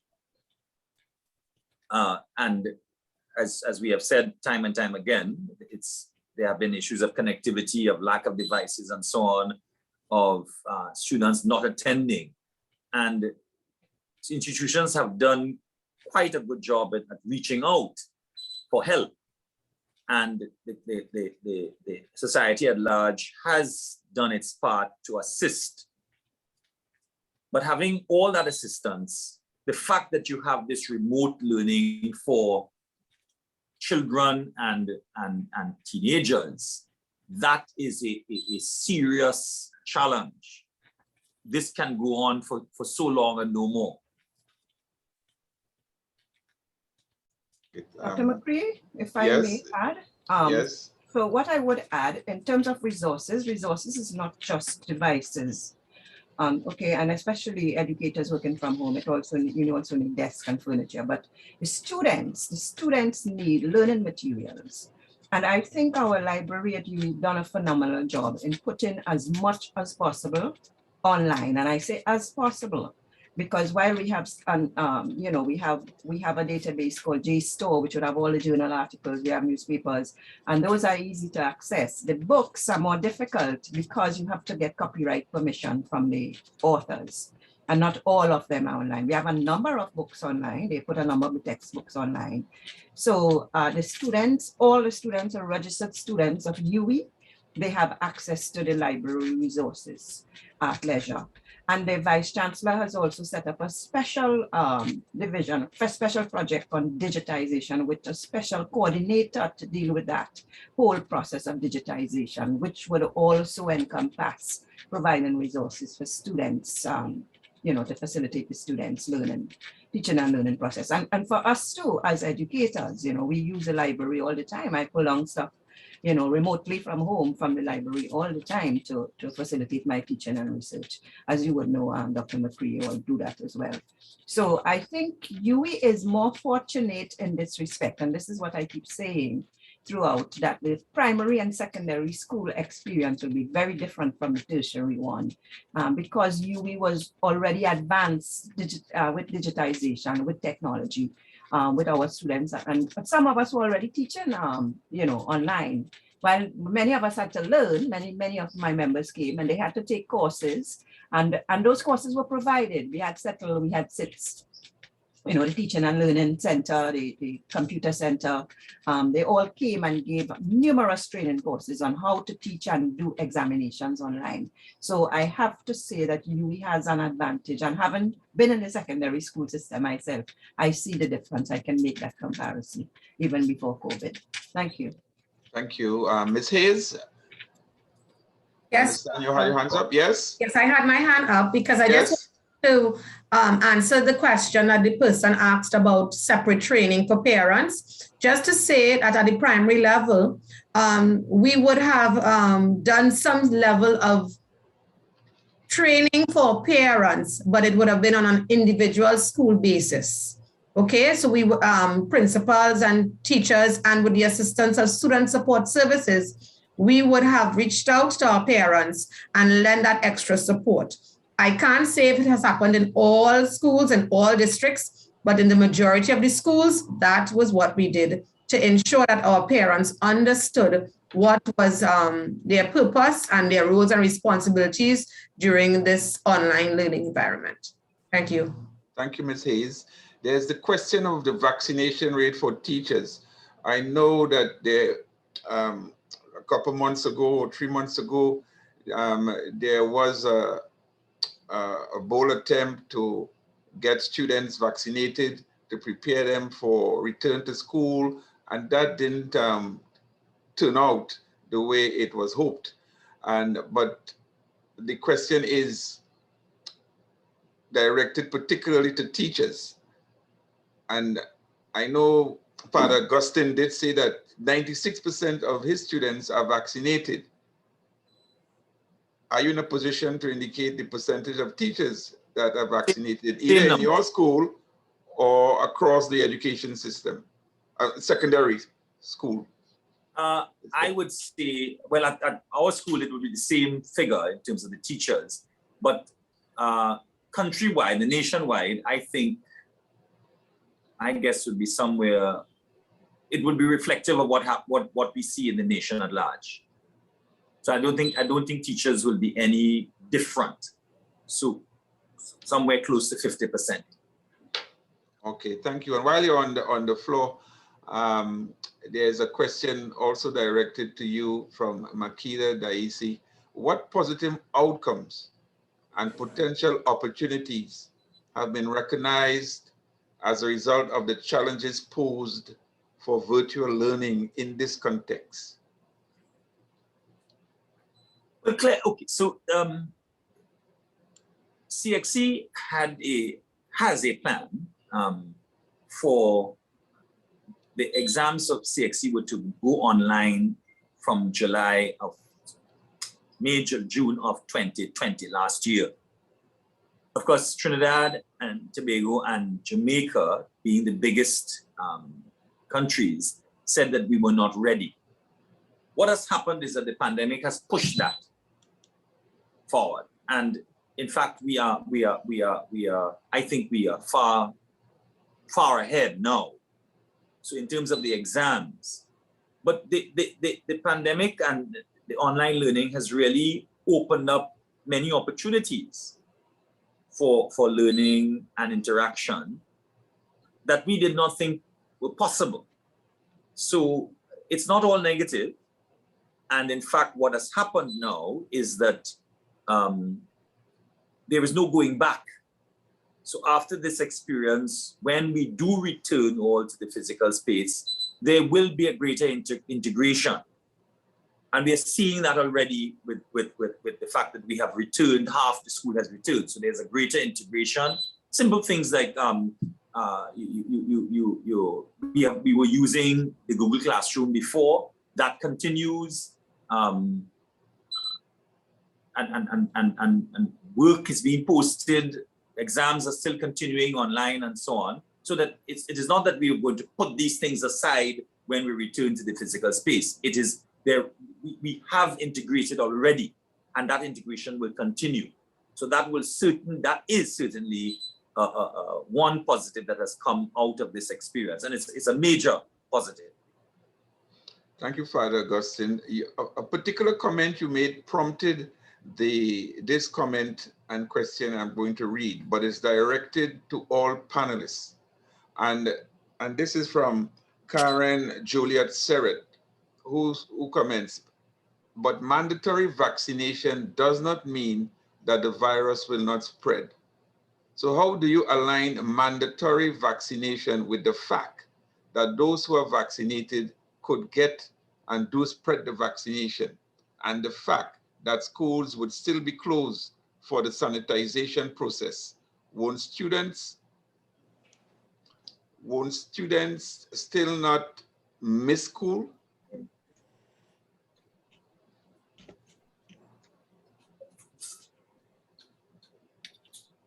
That's the elephant in the room, Dr. McCree. That is the elephant in the room.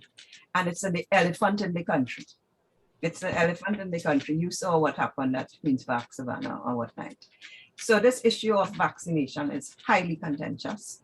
Everybody has rights. Vaccinated has rights, unvaccinated has rights. Vaccinated can spread and contract the virus. Unvaccinated can, they say unvaccinated. The risk of the unvaccinated doing it is higher. There are multiple sciences with regard to this, and not even a healthcare specialist can answer that question.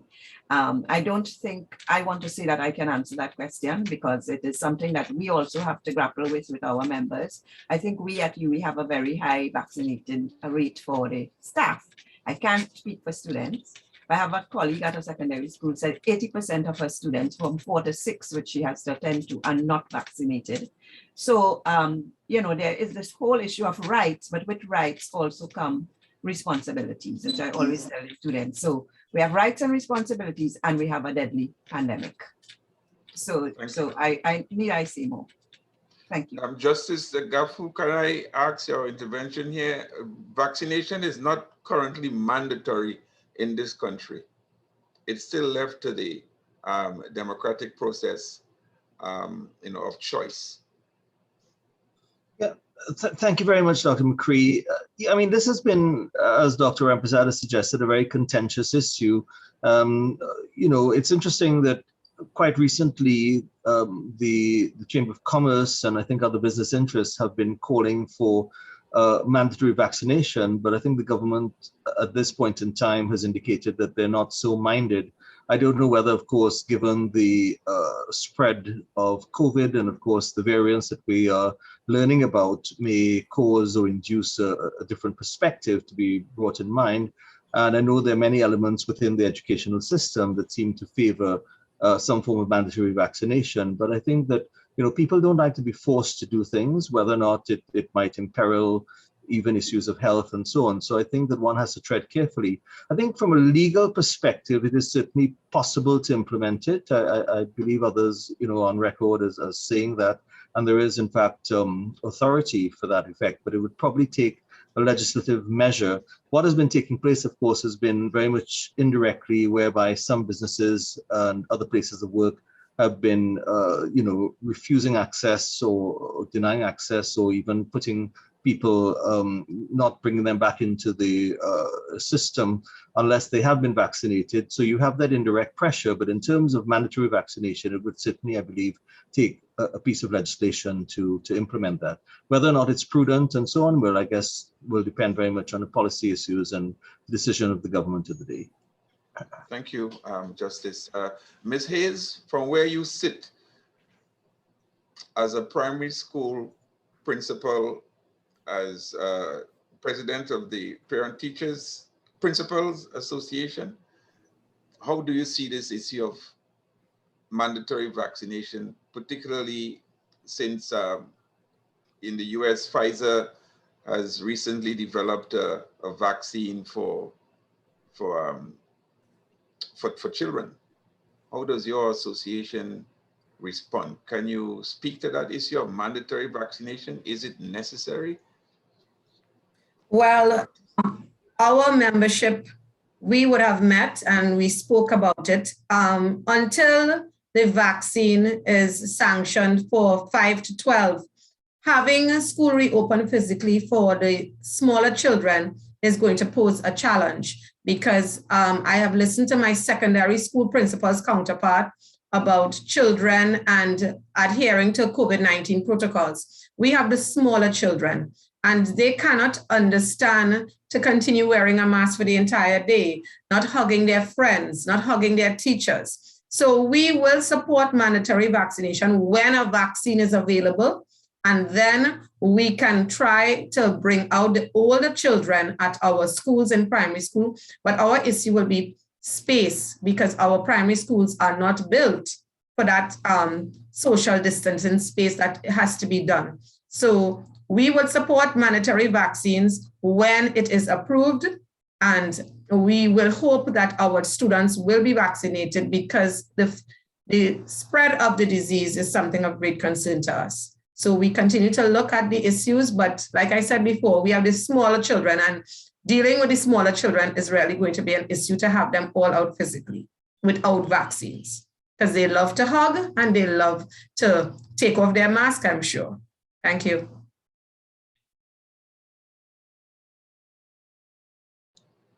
Thank you, Ms. Hayes, for that response. Someone's hand was up. I may have missed it.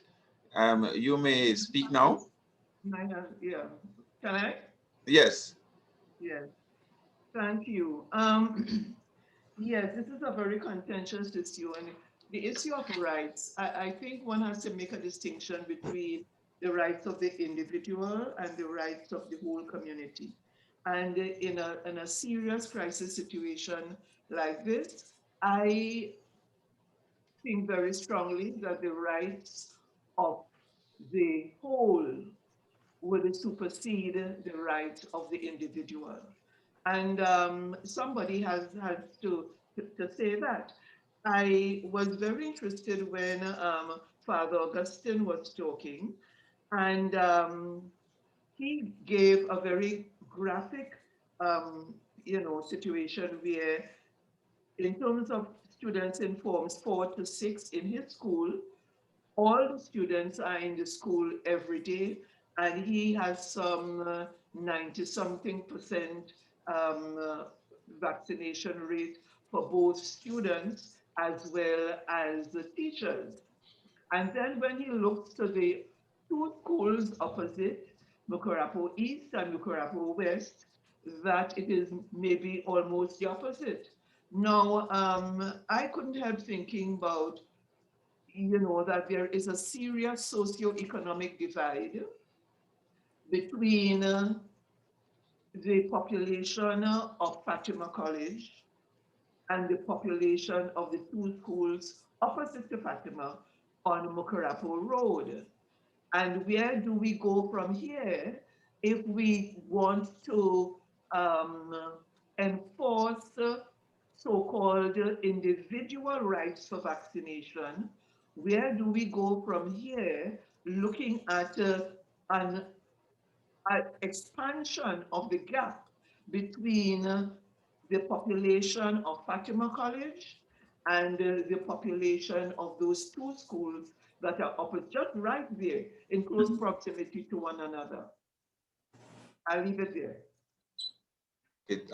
Thank you, Dr. Koboni. While you're on the floor in camera, there's a question here to you. How do we integrate practicums and internships in an attempt to align our curriculum with practice? Yes, a very, very important question. I think that has to go, to the point of the overall design of the curriculum in the first place. So there may be a kind of a tendency to keep them separate. So we have so-called theoretical knowledge that is treated in one way, and practical knowledge that is treated in another way. And I think one needs to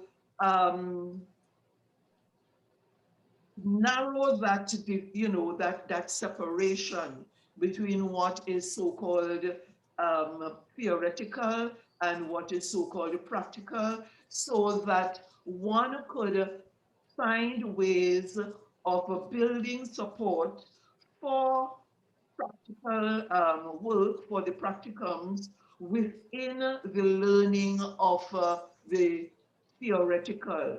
One has to find a way of bridging that gap between these two in order to minimize issues that may develop among some students in handling their practical. And I think it is from a curriculum design, even more so instructional design point of view, that is an important thing that should happen from the get-go in terms of making sure that there is no gap, you know, between what is so-called theoretical and what is so-called practical. Thank you, Dr. Kaboni. Father Augustine, this is a question also directed to you from Dave Cassie. Can Fatima College then institute a rotation system to bring on the lower forms to break the monotony of online learning?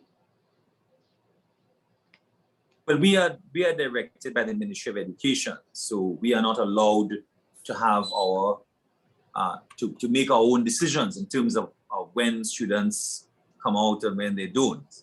So we are awaiting word from the Ministry of Education as to what the plan is for January 2022. Okay, thank you. And just shifting a bit, Professor Hutchinson, a question from Andrea Encinas. Can you please talk about the importance of learning through play from childhood to adulthood, the correlation between the lack of play in childhood and criminality, the effect that the environment, spatial, aesthetic, weather has on mental health?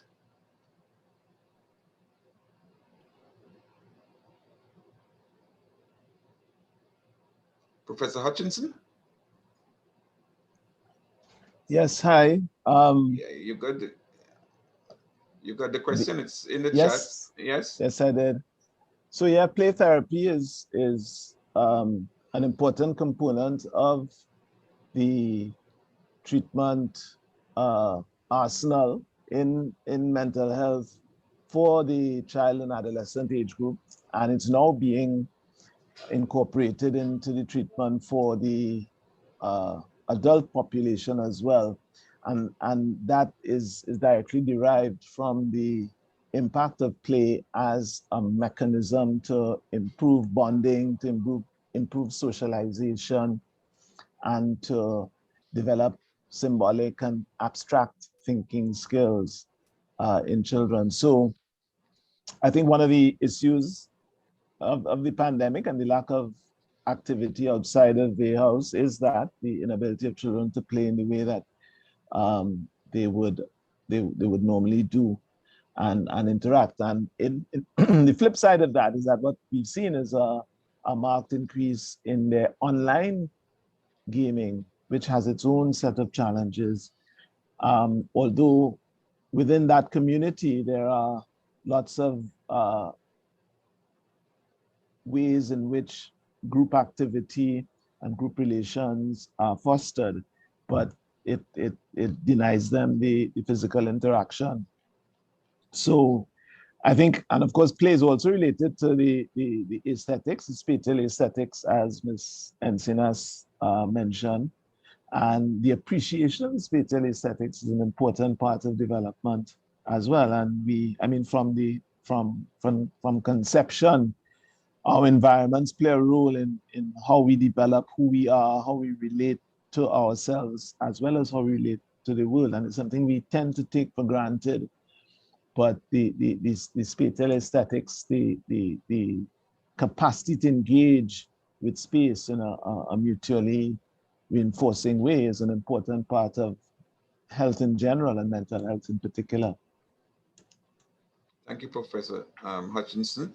The issue of vaccination is getting a lot of traction on the chat. We don't have the benefit of a specialist in this area, but let me share with you some of the comments here. One comes from Alison Fong. Vaccine hesitancy is a regional and global challenge.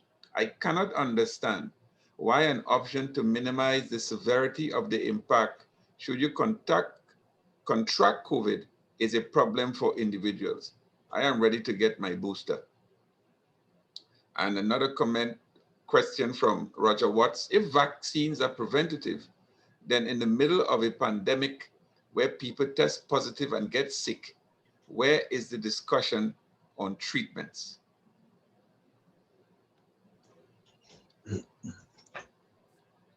I don't know if anyone wants to take that.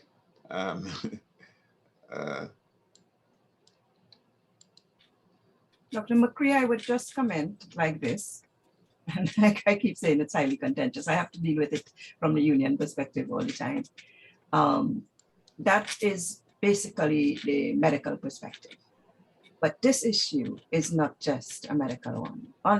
Well, fortunately, unfortunately, it has religious, it has legal, it has social, political, psychological, ideological, because I see debates on the freedom of the individual, you know, the philosophical aspect of all of this. There's so many dimensions to it. And the whole issues of rights and the question of who writes Trump. So even legally, there are two cases right now, CariMed and Agro Investments Limited from Jamaica that are in the Jamaican court, High Court. Those companies wanted their workers to have mandatory vaccine. And the court itself is hesitant, like the vaccine hesitancy, the court is hesitant to rule. It brought constitutional motions. The workers claim that their constitutional rights are being trampled upon. And they brought constitutional motions. And the courts themselves are hesitant to rule on this in the region. So we don't have a precedent, a case in the Caribbean yet as to how this should go. So it will remain contentious. And when the court rules, it would serve as a precedent. And then I think we can see more concrete action being taken. Other than that, it's everybody's views, and depend on where you stand, you give your perspective. So the religious would give one, and the scientists would give another one, and the legalists would give another one. And so it would go and remain a contentious issue. I guess in the context of that vacuum, people can choose to die or not. But I leave that there. I want to share with you a comment or a question posed by Shira Carrington to Dr. Koboni. Are there any strategies we can use to impact the national shift of the curriculum to include artificial intelligence and technological imperatives to develop authentic 21st century skills integration? Yes, thanks, Chair. My position is, I know that artificial intelligence is very much on the table now. In terms of the general school population in Trinidad and Tobago, I would like to put the emphasis a little lower on the development of digital literacy skills, because we are not even there in a real way as yet. And by digital literacy skills, I'm not talking about, well, the normal in terms of computer skills, but also in terms of skills in accessing information, very key if you're going to be living in an online environment and working in an online environment, accessing information, analyzing and critiquing information, and using that information appropriately in various contexts. There is also the issue of communication, being aware of how you communicate and making the best use of communication for particular contexts. So there are those a broad suite of generic skills for living and working in an online environment that I don't think that we have really tapped into sufficiently in our school population. And I would like to see that at that level, before we move on to AI, I would like to see that given more priority in terms of both secondary and definitely at the tertiary level, that it has its own space in terms of the curriculum.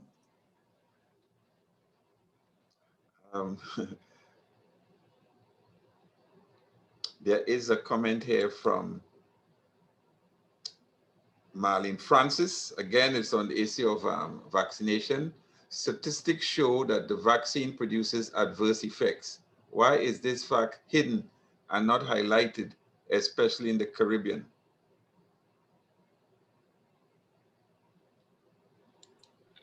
Well, it's not entirely hidden because information, global information is out there. We heard about AstraZeneca and thrombosis, and 4 in a million can contract thrombosis from that. It's not exactly hidden from global sources, but why it may be hidden in the Caribbean is because there are legal implications, and there can be legal implications. So I think that was why. If I were to give a brief answer. On the question of legal implications, Justice Garfur, what is the legal implication of mandatory vaccination for the rights of the child?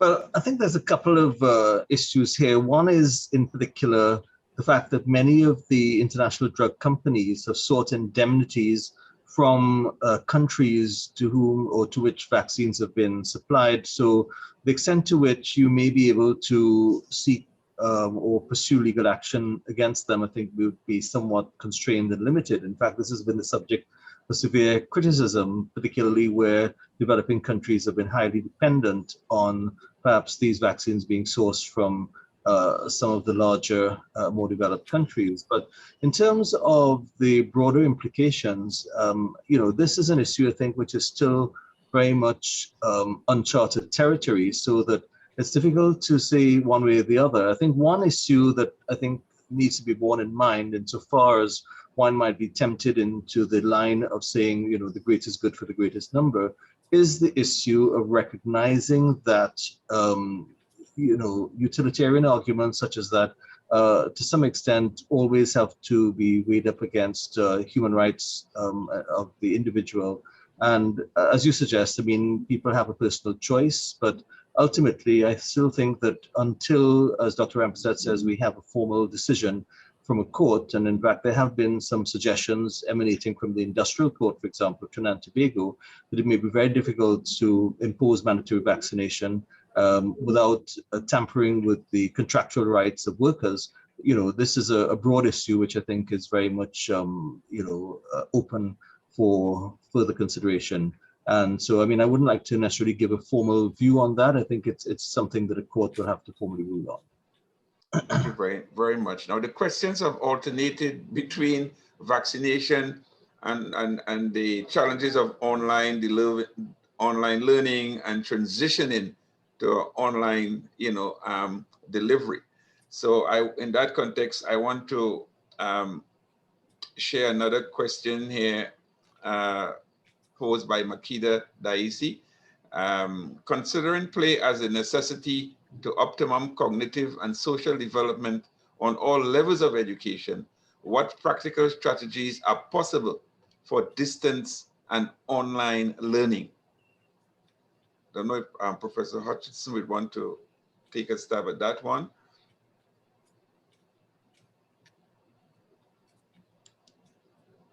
Or anyone else? Father Augustine. Repeat the question, please. Considering play as necessity, or as a necessity to optimum cognitive and social development on all levels of education, what practical strategies are possible for distance and online learning? I guess in context or in relationship to play.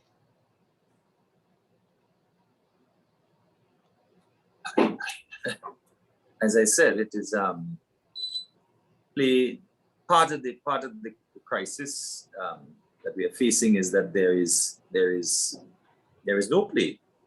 There is no okay. You have the online games and so on, but even that we are seeing that not only at our level but at all levels, that there is so much of that you can do and no more.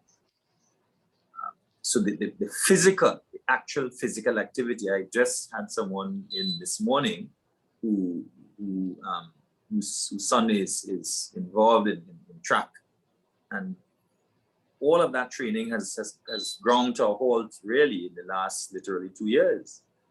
So the youngster is reeling under the constraints that are placed on everybody. Okay, thank you. Let me share with you again another question now that speaks to the technological challenges posed or exacerbated by online learning. And this is coming from a Delta Jesul. If the general conversation now is that this virus will be with us for a while yet, I think that too much time is spent on the issue of vaccination and not enough attention placed on understanding the changing times we are in, and how do we embrace the new technologies of learning and learning it quickly to become part of our future existence. Is it that the adult teachers, professionals of today are hesitant in the new learning technologies and so are looking forward to the old system of teaching and learning? If I could, just make 1 or 2 points there. First of all, I don't think, and I will just deal with this very briefly, I don't think that too much issue is being placed on vaccination. If we are to really move forward and put the education sector, regardless of what level, tertiary, primary, secondary, at any level, we have to face up to the issue of vaccination. And there has to be widespread vaccination. So that is where I stand with that. In terms of teachers learning about the technology, I think the issue of learning is, as far as integrating technology is concerned, will have to be an ongoing one.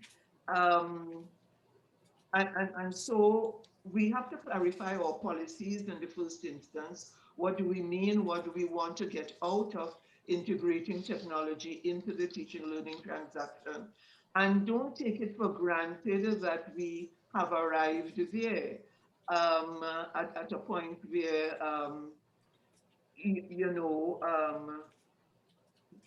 we can work from where we are.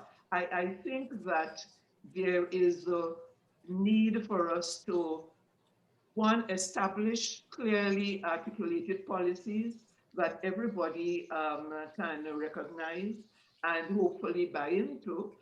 And at the same time, see how those strategies can translate into everyday practice. So it is a whole institution, whole sector approach that is needed, and to see how you would use the technology at different phases of the education sector. And that to me is an ongoing exercise that everybody should be involved in. Thank you. Father Augustine, Ms. Hayes, Dr. Rampersad, what say you? Teachers, lecturers, instructors, however you want to label them, are they longing for the good old days of face-to-face learning? No. Or are they responding to the challenge of adaptation and adjustment to the new modality?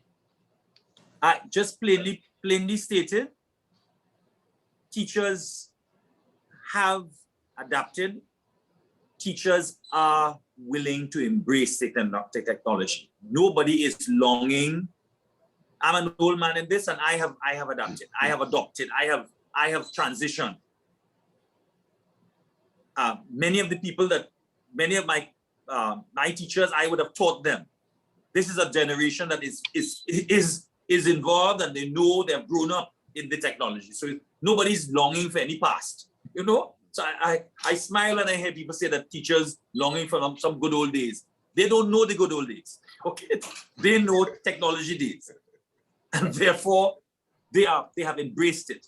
The reality is that in spite of this, there are constraints, and we have to admit that. Okay, Dr. McCree, I totally concur with Father there. The university lecturers, you know, we were in classes with hundreds of lecturers taking training courses. We fully embraced it. Some of us were already familiar, some didn't know. We help each other. People were calling me, and I would go through, you know, on WhatsApp on my phone. They were, you know, we in the computer together, teaching each other, helping each other. So there was a willingness. That reluctance, I didn't see it amongst the tertiary UE cadre. However, in terms of face-to-face, I have to say, I believe Mona did a study, and the students want face-to-face, and we have to understand why too. These are young people, and this is a time of socialization. This is where they meet their future husbands and wives, so to speak. Relationships build, and you know, they're active, they're young, they're active, they're social beings. So the students, now I understand some primary school students were thrilled with the idea of not having to go to school. You know, friends would tell me about their own children, but I think that that's probably worn out, and now the lack of socialization, they are feeling that, they're really feeling, I have nephews there, they're feeling the pinch to just be locked down home now. But the tertiary education students, I think they definitely want to go back. The UE brand itself is really a physical brand. It's the Caribbean. When we try to attract students from abroad, it's the Caribbean we are also selling. So there is that dimension of it as well. But I think there is a little gap and a difference between the teachers and the students in this respect. The teachers at UE, I think many of them, the lecturers, we are accustomed, we're now comfortable working from home. We're quite comfortable. Those who live far, because I have members from Grandy coming to UE, and you know, all Point Fortin in all different parts, and the students too. Those would be reluctant for face-to-face. Part-time students who have challenges, you know, busing it up here or taxiing it up or whatever to come to St. Augustine to take classes, they much prefer the online learning. So it's not a homogeneous group per se, but the bulk of the full-time students, I believe, would still prefer the face-to-face learning. Okay, thank you. I've gotten a wrap-up signal. Ms. Hayes, how do you respond to this question? As teachers at the primary school ready or have already taken on the challenge of adjusting to 21st century teaching? Okay, so yes, initially principals and teachers in an emergency mode. Now, yes, they have embraced the opportunity because we are online. When we try to bring our students out physically, we see what happens. So therefore, our educators in the primary school system, they have embraced the technology. They have learned, they have gone beyond the extra call of duty, just to ensure that they start to understand all the different platforms. And as we continue to remain online, definitely we are going to continue to keep on. I agree with Father. It is an ongoing process, and we will continue to work because we are in the implementation stage. So yes, we have embraced it, and we are not looking at the old system anymore. We are looking at continuing to operate in the online environment. Someone asked whether you have the necessary physical resources within the schools to facilitate that transition and that adaptation or adjustment. Well, it always goes down to funding, and some of the issues we will have definitely would be furniture.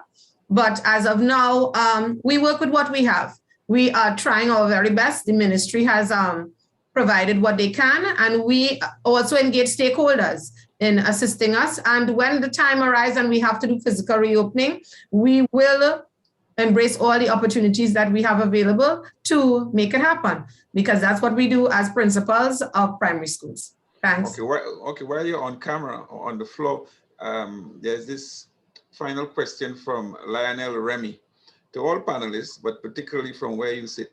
How can we engage and support parents more effectively to increase their appreciation of the importance of vaccination, as well as responding to their own needs for improvement in parenting competencies to support child and adolescent development? Okay, so as I had said earlier, all schools or most of our primary schools would have tried to engage our parents, and we have done a lot of workshops. There are a lot of parental support groups being developed in the primary school system, and student support services, they have had sessions with parents explaining to them, giving them that level of comfort as to what they need to do, who they could reach out to. We have also had workshops for parents in terms of if they, for some reason, suspect there are issues with their students at home and their children at home, as to some of the things that they can look out for to assist them in dealing with feelings. There are a lot of negative feelings taking place with our children, and therefore they are trying their very best to assist. So we have engaged stakeholders. We have continued to engage our parents, because parents are our major stakeholders in our school. So we look at it as a partnership between home and school as we continue in this online environment. So we also do, we have done sessions with parents explaining about the vaccines. And again, as we always say, it's not mandatory. We cannot force parents to take the vaccines, but we try to provide the information and they make their decisions and choices. Thank you, Ms. Hayes. Any comment, Father Augustine? The irony of this situation that we face now is that though we have been mandated to separate and to isolate, and it has brought even more communication and more interaction. And we would not have seen that if we didn't have this situation. So again, this is a positive that has come out of the situation, that parents, there's a far more interaction with parents and so on than we ever had before. And clearly this is going to continue. Thank you, Father. I will now invite all presenters to make their closing statements, comments as we wrap up this session, this discussion this morning. Thank you very much, Dr. McCree. And perhaps if I can go first, I think that the 2 points I want to emphasize. One is to ensure that adequate resources are devoted towards protecting children, particularly those who are very vulnerable through the use of the online platforms. And the second is something I had alluded to in my presentation, which is the importance of protecting the data of children that perhaps have to be entered when they're using the online platforms. I don't think we've given enough attention to this. This may require some legislative reform or change, but I do feel that this is something which is urgent insofar as we continue to use these platforms. Thank you. Thank you. Any other closing comments?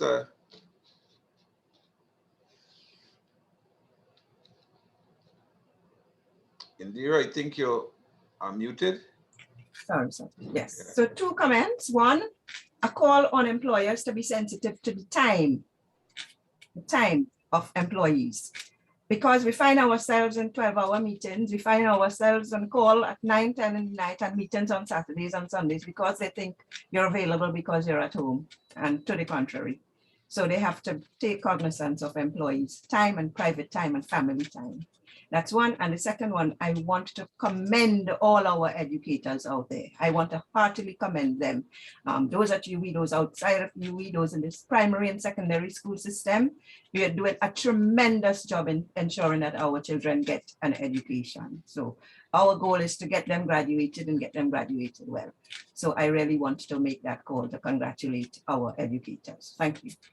Thank you. So my closing comments, basically, we're just going to be looking at the education recovery of our students in the primary school system.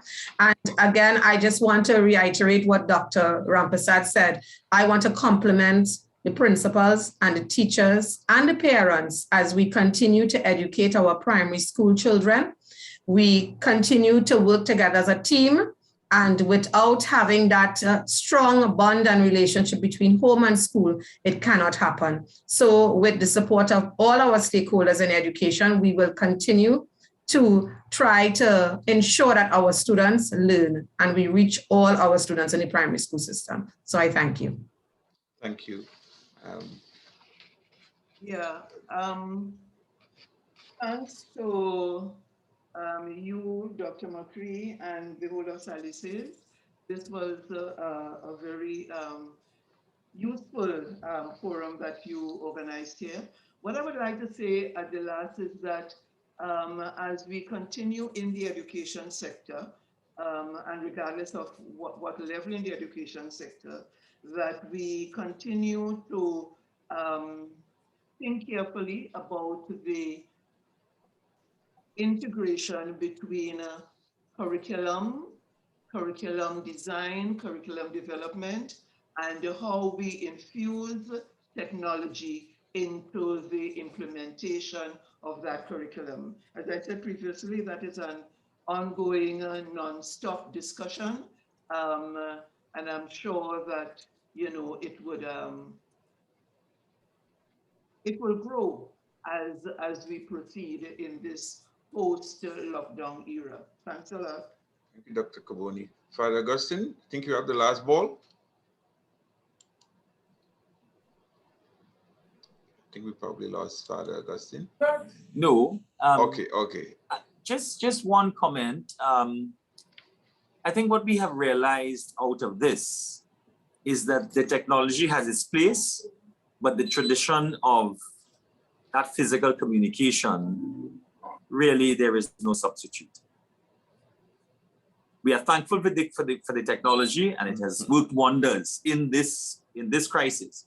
But that physical is central to our existence. Okay, thank you. I now want to hand over to my colleague, Dr. Bipaya Puri, to give a formal vote of thanks. Dr. Puri. Thank you, Chair. Good afternoon, everyone. So what you just witnessed was our second forum on managing the national education system. And the discussion helped us to understand how the various levels of the education system are managing during the pandemic. And we also gained much food for thought regarding how we as a nation could and perhaps should chart forward to ensure children remain the center of the education system. And today's discussion, of course, would not have been possible without our panelists. So to Justice Anthony Garfur, Ms. Colleen Hayes, Father Gregory Augustine, Professor Gerard Hutchinson, Dr. Indira Rampasad, and Dr. Olabisi Kuboni, it was delightful to hear your contributions, your very insightful contributions on this very important issue. And we would like to extend sincerest thanks to all of you for taking time off from your busy schedules to participate in today's event. So thank you once again. Secondly, to the audience, it's important to say that we highly value your continued support and participation. This is our third forum overall, and we are very happy about how well received they have been. And specifically for today, we thank you for adding to the richness of the discussion with your comments and questions. So thank you, audience. I would also like to extend sincerest thanks to the media houses who are present today. We are very grateful for your presence at our events, and we thank you for your engagement and constant support. Now, there are quite a number of people who are responsible for how smoothly the event ran today.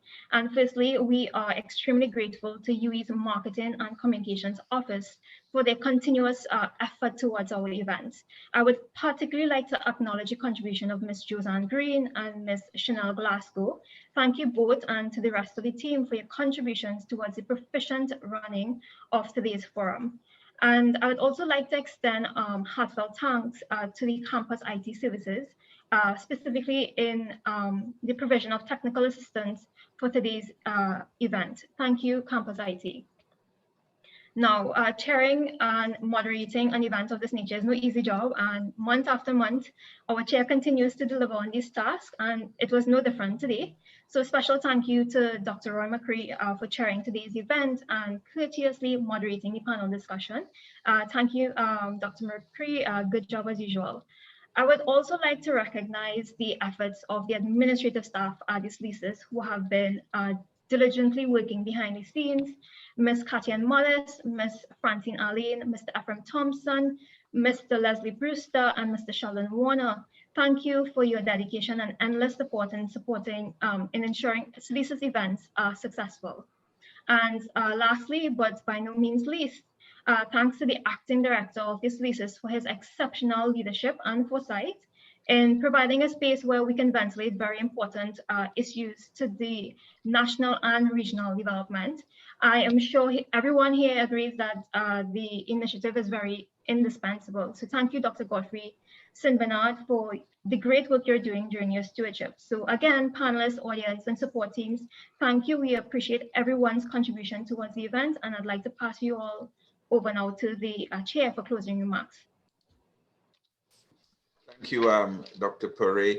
And on my own personal behalf, I want to thank the presenters for making the time. It's so difficult these days to make time in our schedules for certain things that we may not normally be doing, like attending SLESIS Fora. But thanks for making that time to share your views, to share your experiences in particular with the global online public and with the society at large in relation to what would be an ongoing pressing concern for years to come. I talked particularly about online delivery.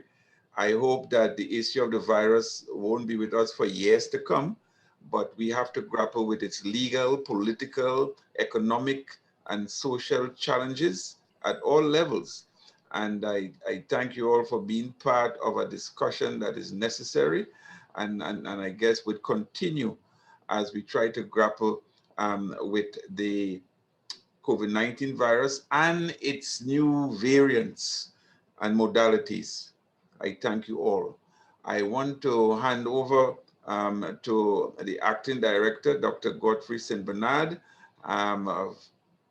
for his final words on this forum this morning. Dr. St. Bernard. Thank you very much, Dr. McCree, and for your handling of the session today. As usual, superlative job. I must say that this is the third of the series of forums that we plan to have and continue during most of 2022. And this particular forum is basically a follow-up to our first on the topic, managing the national education system. And after the second forum, which dealt with the theme, we felt that we needed to exhaust the matter a bit further, and we assembled a panel which we felt would do complete justice to the issue. And as usual, it was not an easy task to pull the panel together, but we did succeed in doing so. And I have to say, and I'm sure my feelings are going to be supported by everyone else who has witnessed what happened today, that the panel did a super job in terms of addressing the issues and creating and stimulating the discussion which we have had. So again, as everyone else, I want to express my profound gratitude to each member of the panel who at short notice responded positively to our invitation to participate in this session, and it was a show worth witnessing. As I say this, I can say so far, when I look at the virtual participation, we are encouraged that the numbers look good, but certainly we wish to have wider reach. And insofar as we expect to have wider reach, we intend to really use all media possible to reach wider audiences. Already we are thinking of students in the secondary school system. We are thinking of politicians, public sector workers, and even persons in private sectors, NGOs, the international community.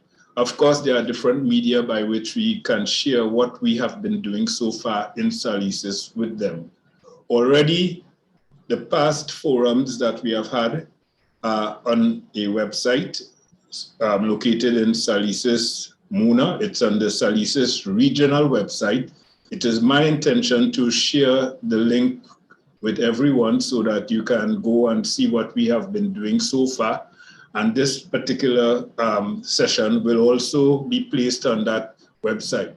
We also have intentions of actually producing documents out of these sessions. Of course, we shall do so in discussion with the presenters so that we have their permission, their relevant permissions to further develop the materials to facilitate different dimensions of communication that we wish to pursue with the various publics and stakeholders who we think need to benefit from the information and the insights shared in this kind of forum. So I expect to communicate with all of the presenters so far, and I want to really thank all of the presenters. So far, we have had 18 presenters in our 3 forums. As we go forward into next year, I can only suggest that there are a few topics of interest that we are looking at. We certainly want to address the issue of the Concordat. That's one of the issues we are looking at. We're also looking at human rights and migration issues that emerge in Trinidad and Tobago and the rest of the Caribbean. Certainly the question of the National Statistical Institute of Trinidad and Tobago and realizing it. It is a very important instrument of national development, and we want to really approach that issue and engage discussions. Crime and violence are among issues we want to look at. Youth unemployment, underemployment, and youth participation. Those are other issues that we are targeting for next year. So I think generally speaking, Salisis as a policy development institute providing opportunities for academics and others to engage in research and also facilitating training in policy development and related issues have been doing what it is supposed to do. Generally speaking, there is a need to improve the visibility of Salisis, and I think this forum is just one of the mechanisms that we are embracing to let everyone know that Salisis means business. Salisis is there to support development process and development agendas in the region. And Salisis is no longer the best kept secret that some people seem to think it is. So we want to enhance the visibility of Salisis. We trust that we are doing a good job so far in that regard. And we look forward to continuing well into the new year. So again, thanks to everyone who has had a part to play in the success of this forum and in the other 2 forums that we have had so far. We look forward to continuing them into the new year. And before I break, I just want to take this opportunity to wish every one of you participating in this forum the very best wishes for the holiday season that is upon us. I also wish each and every one of you continued safety as you negotiate with the COVID pandemic and emergent variants, and certainly best wishes and a prosperous and healthy new year to all of you as you go forward, you and your families and friends and associates. Best wishes to all of you for the holiday season and for 2022 and beyond. So thank you very much, and do enjoy the rest of your day. And I trust that you had a very enjoyable stay with us for the past 2.5 hours. Thank you very much all.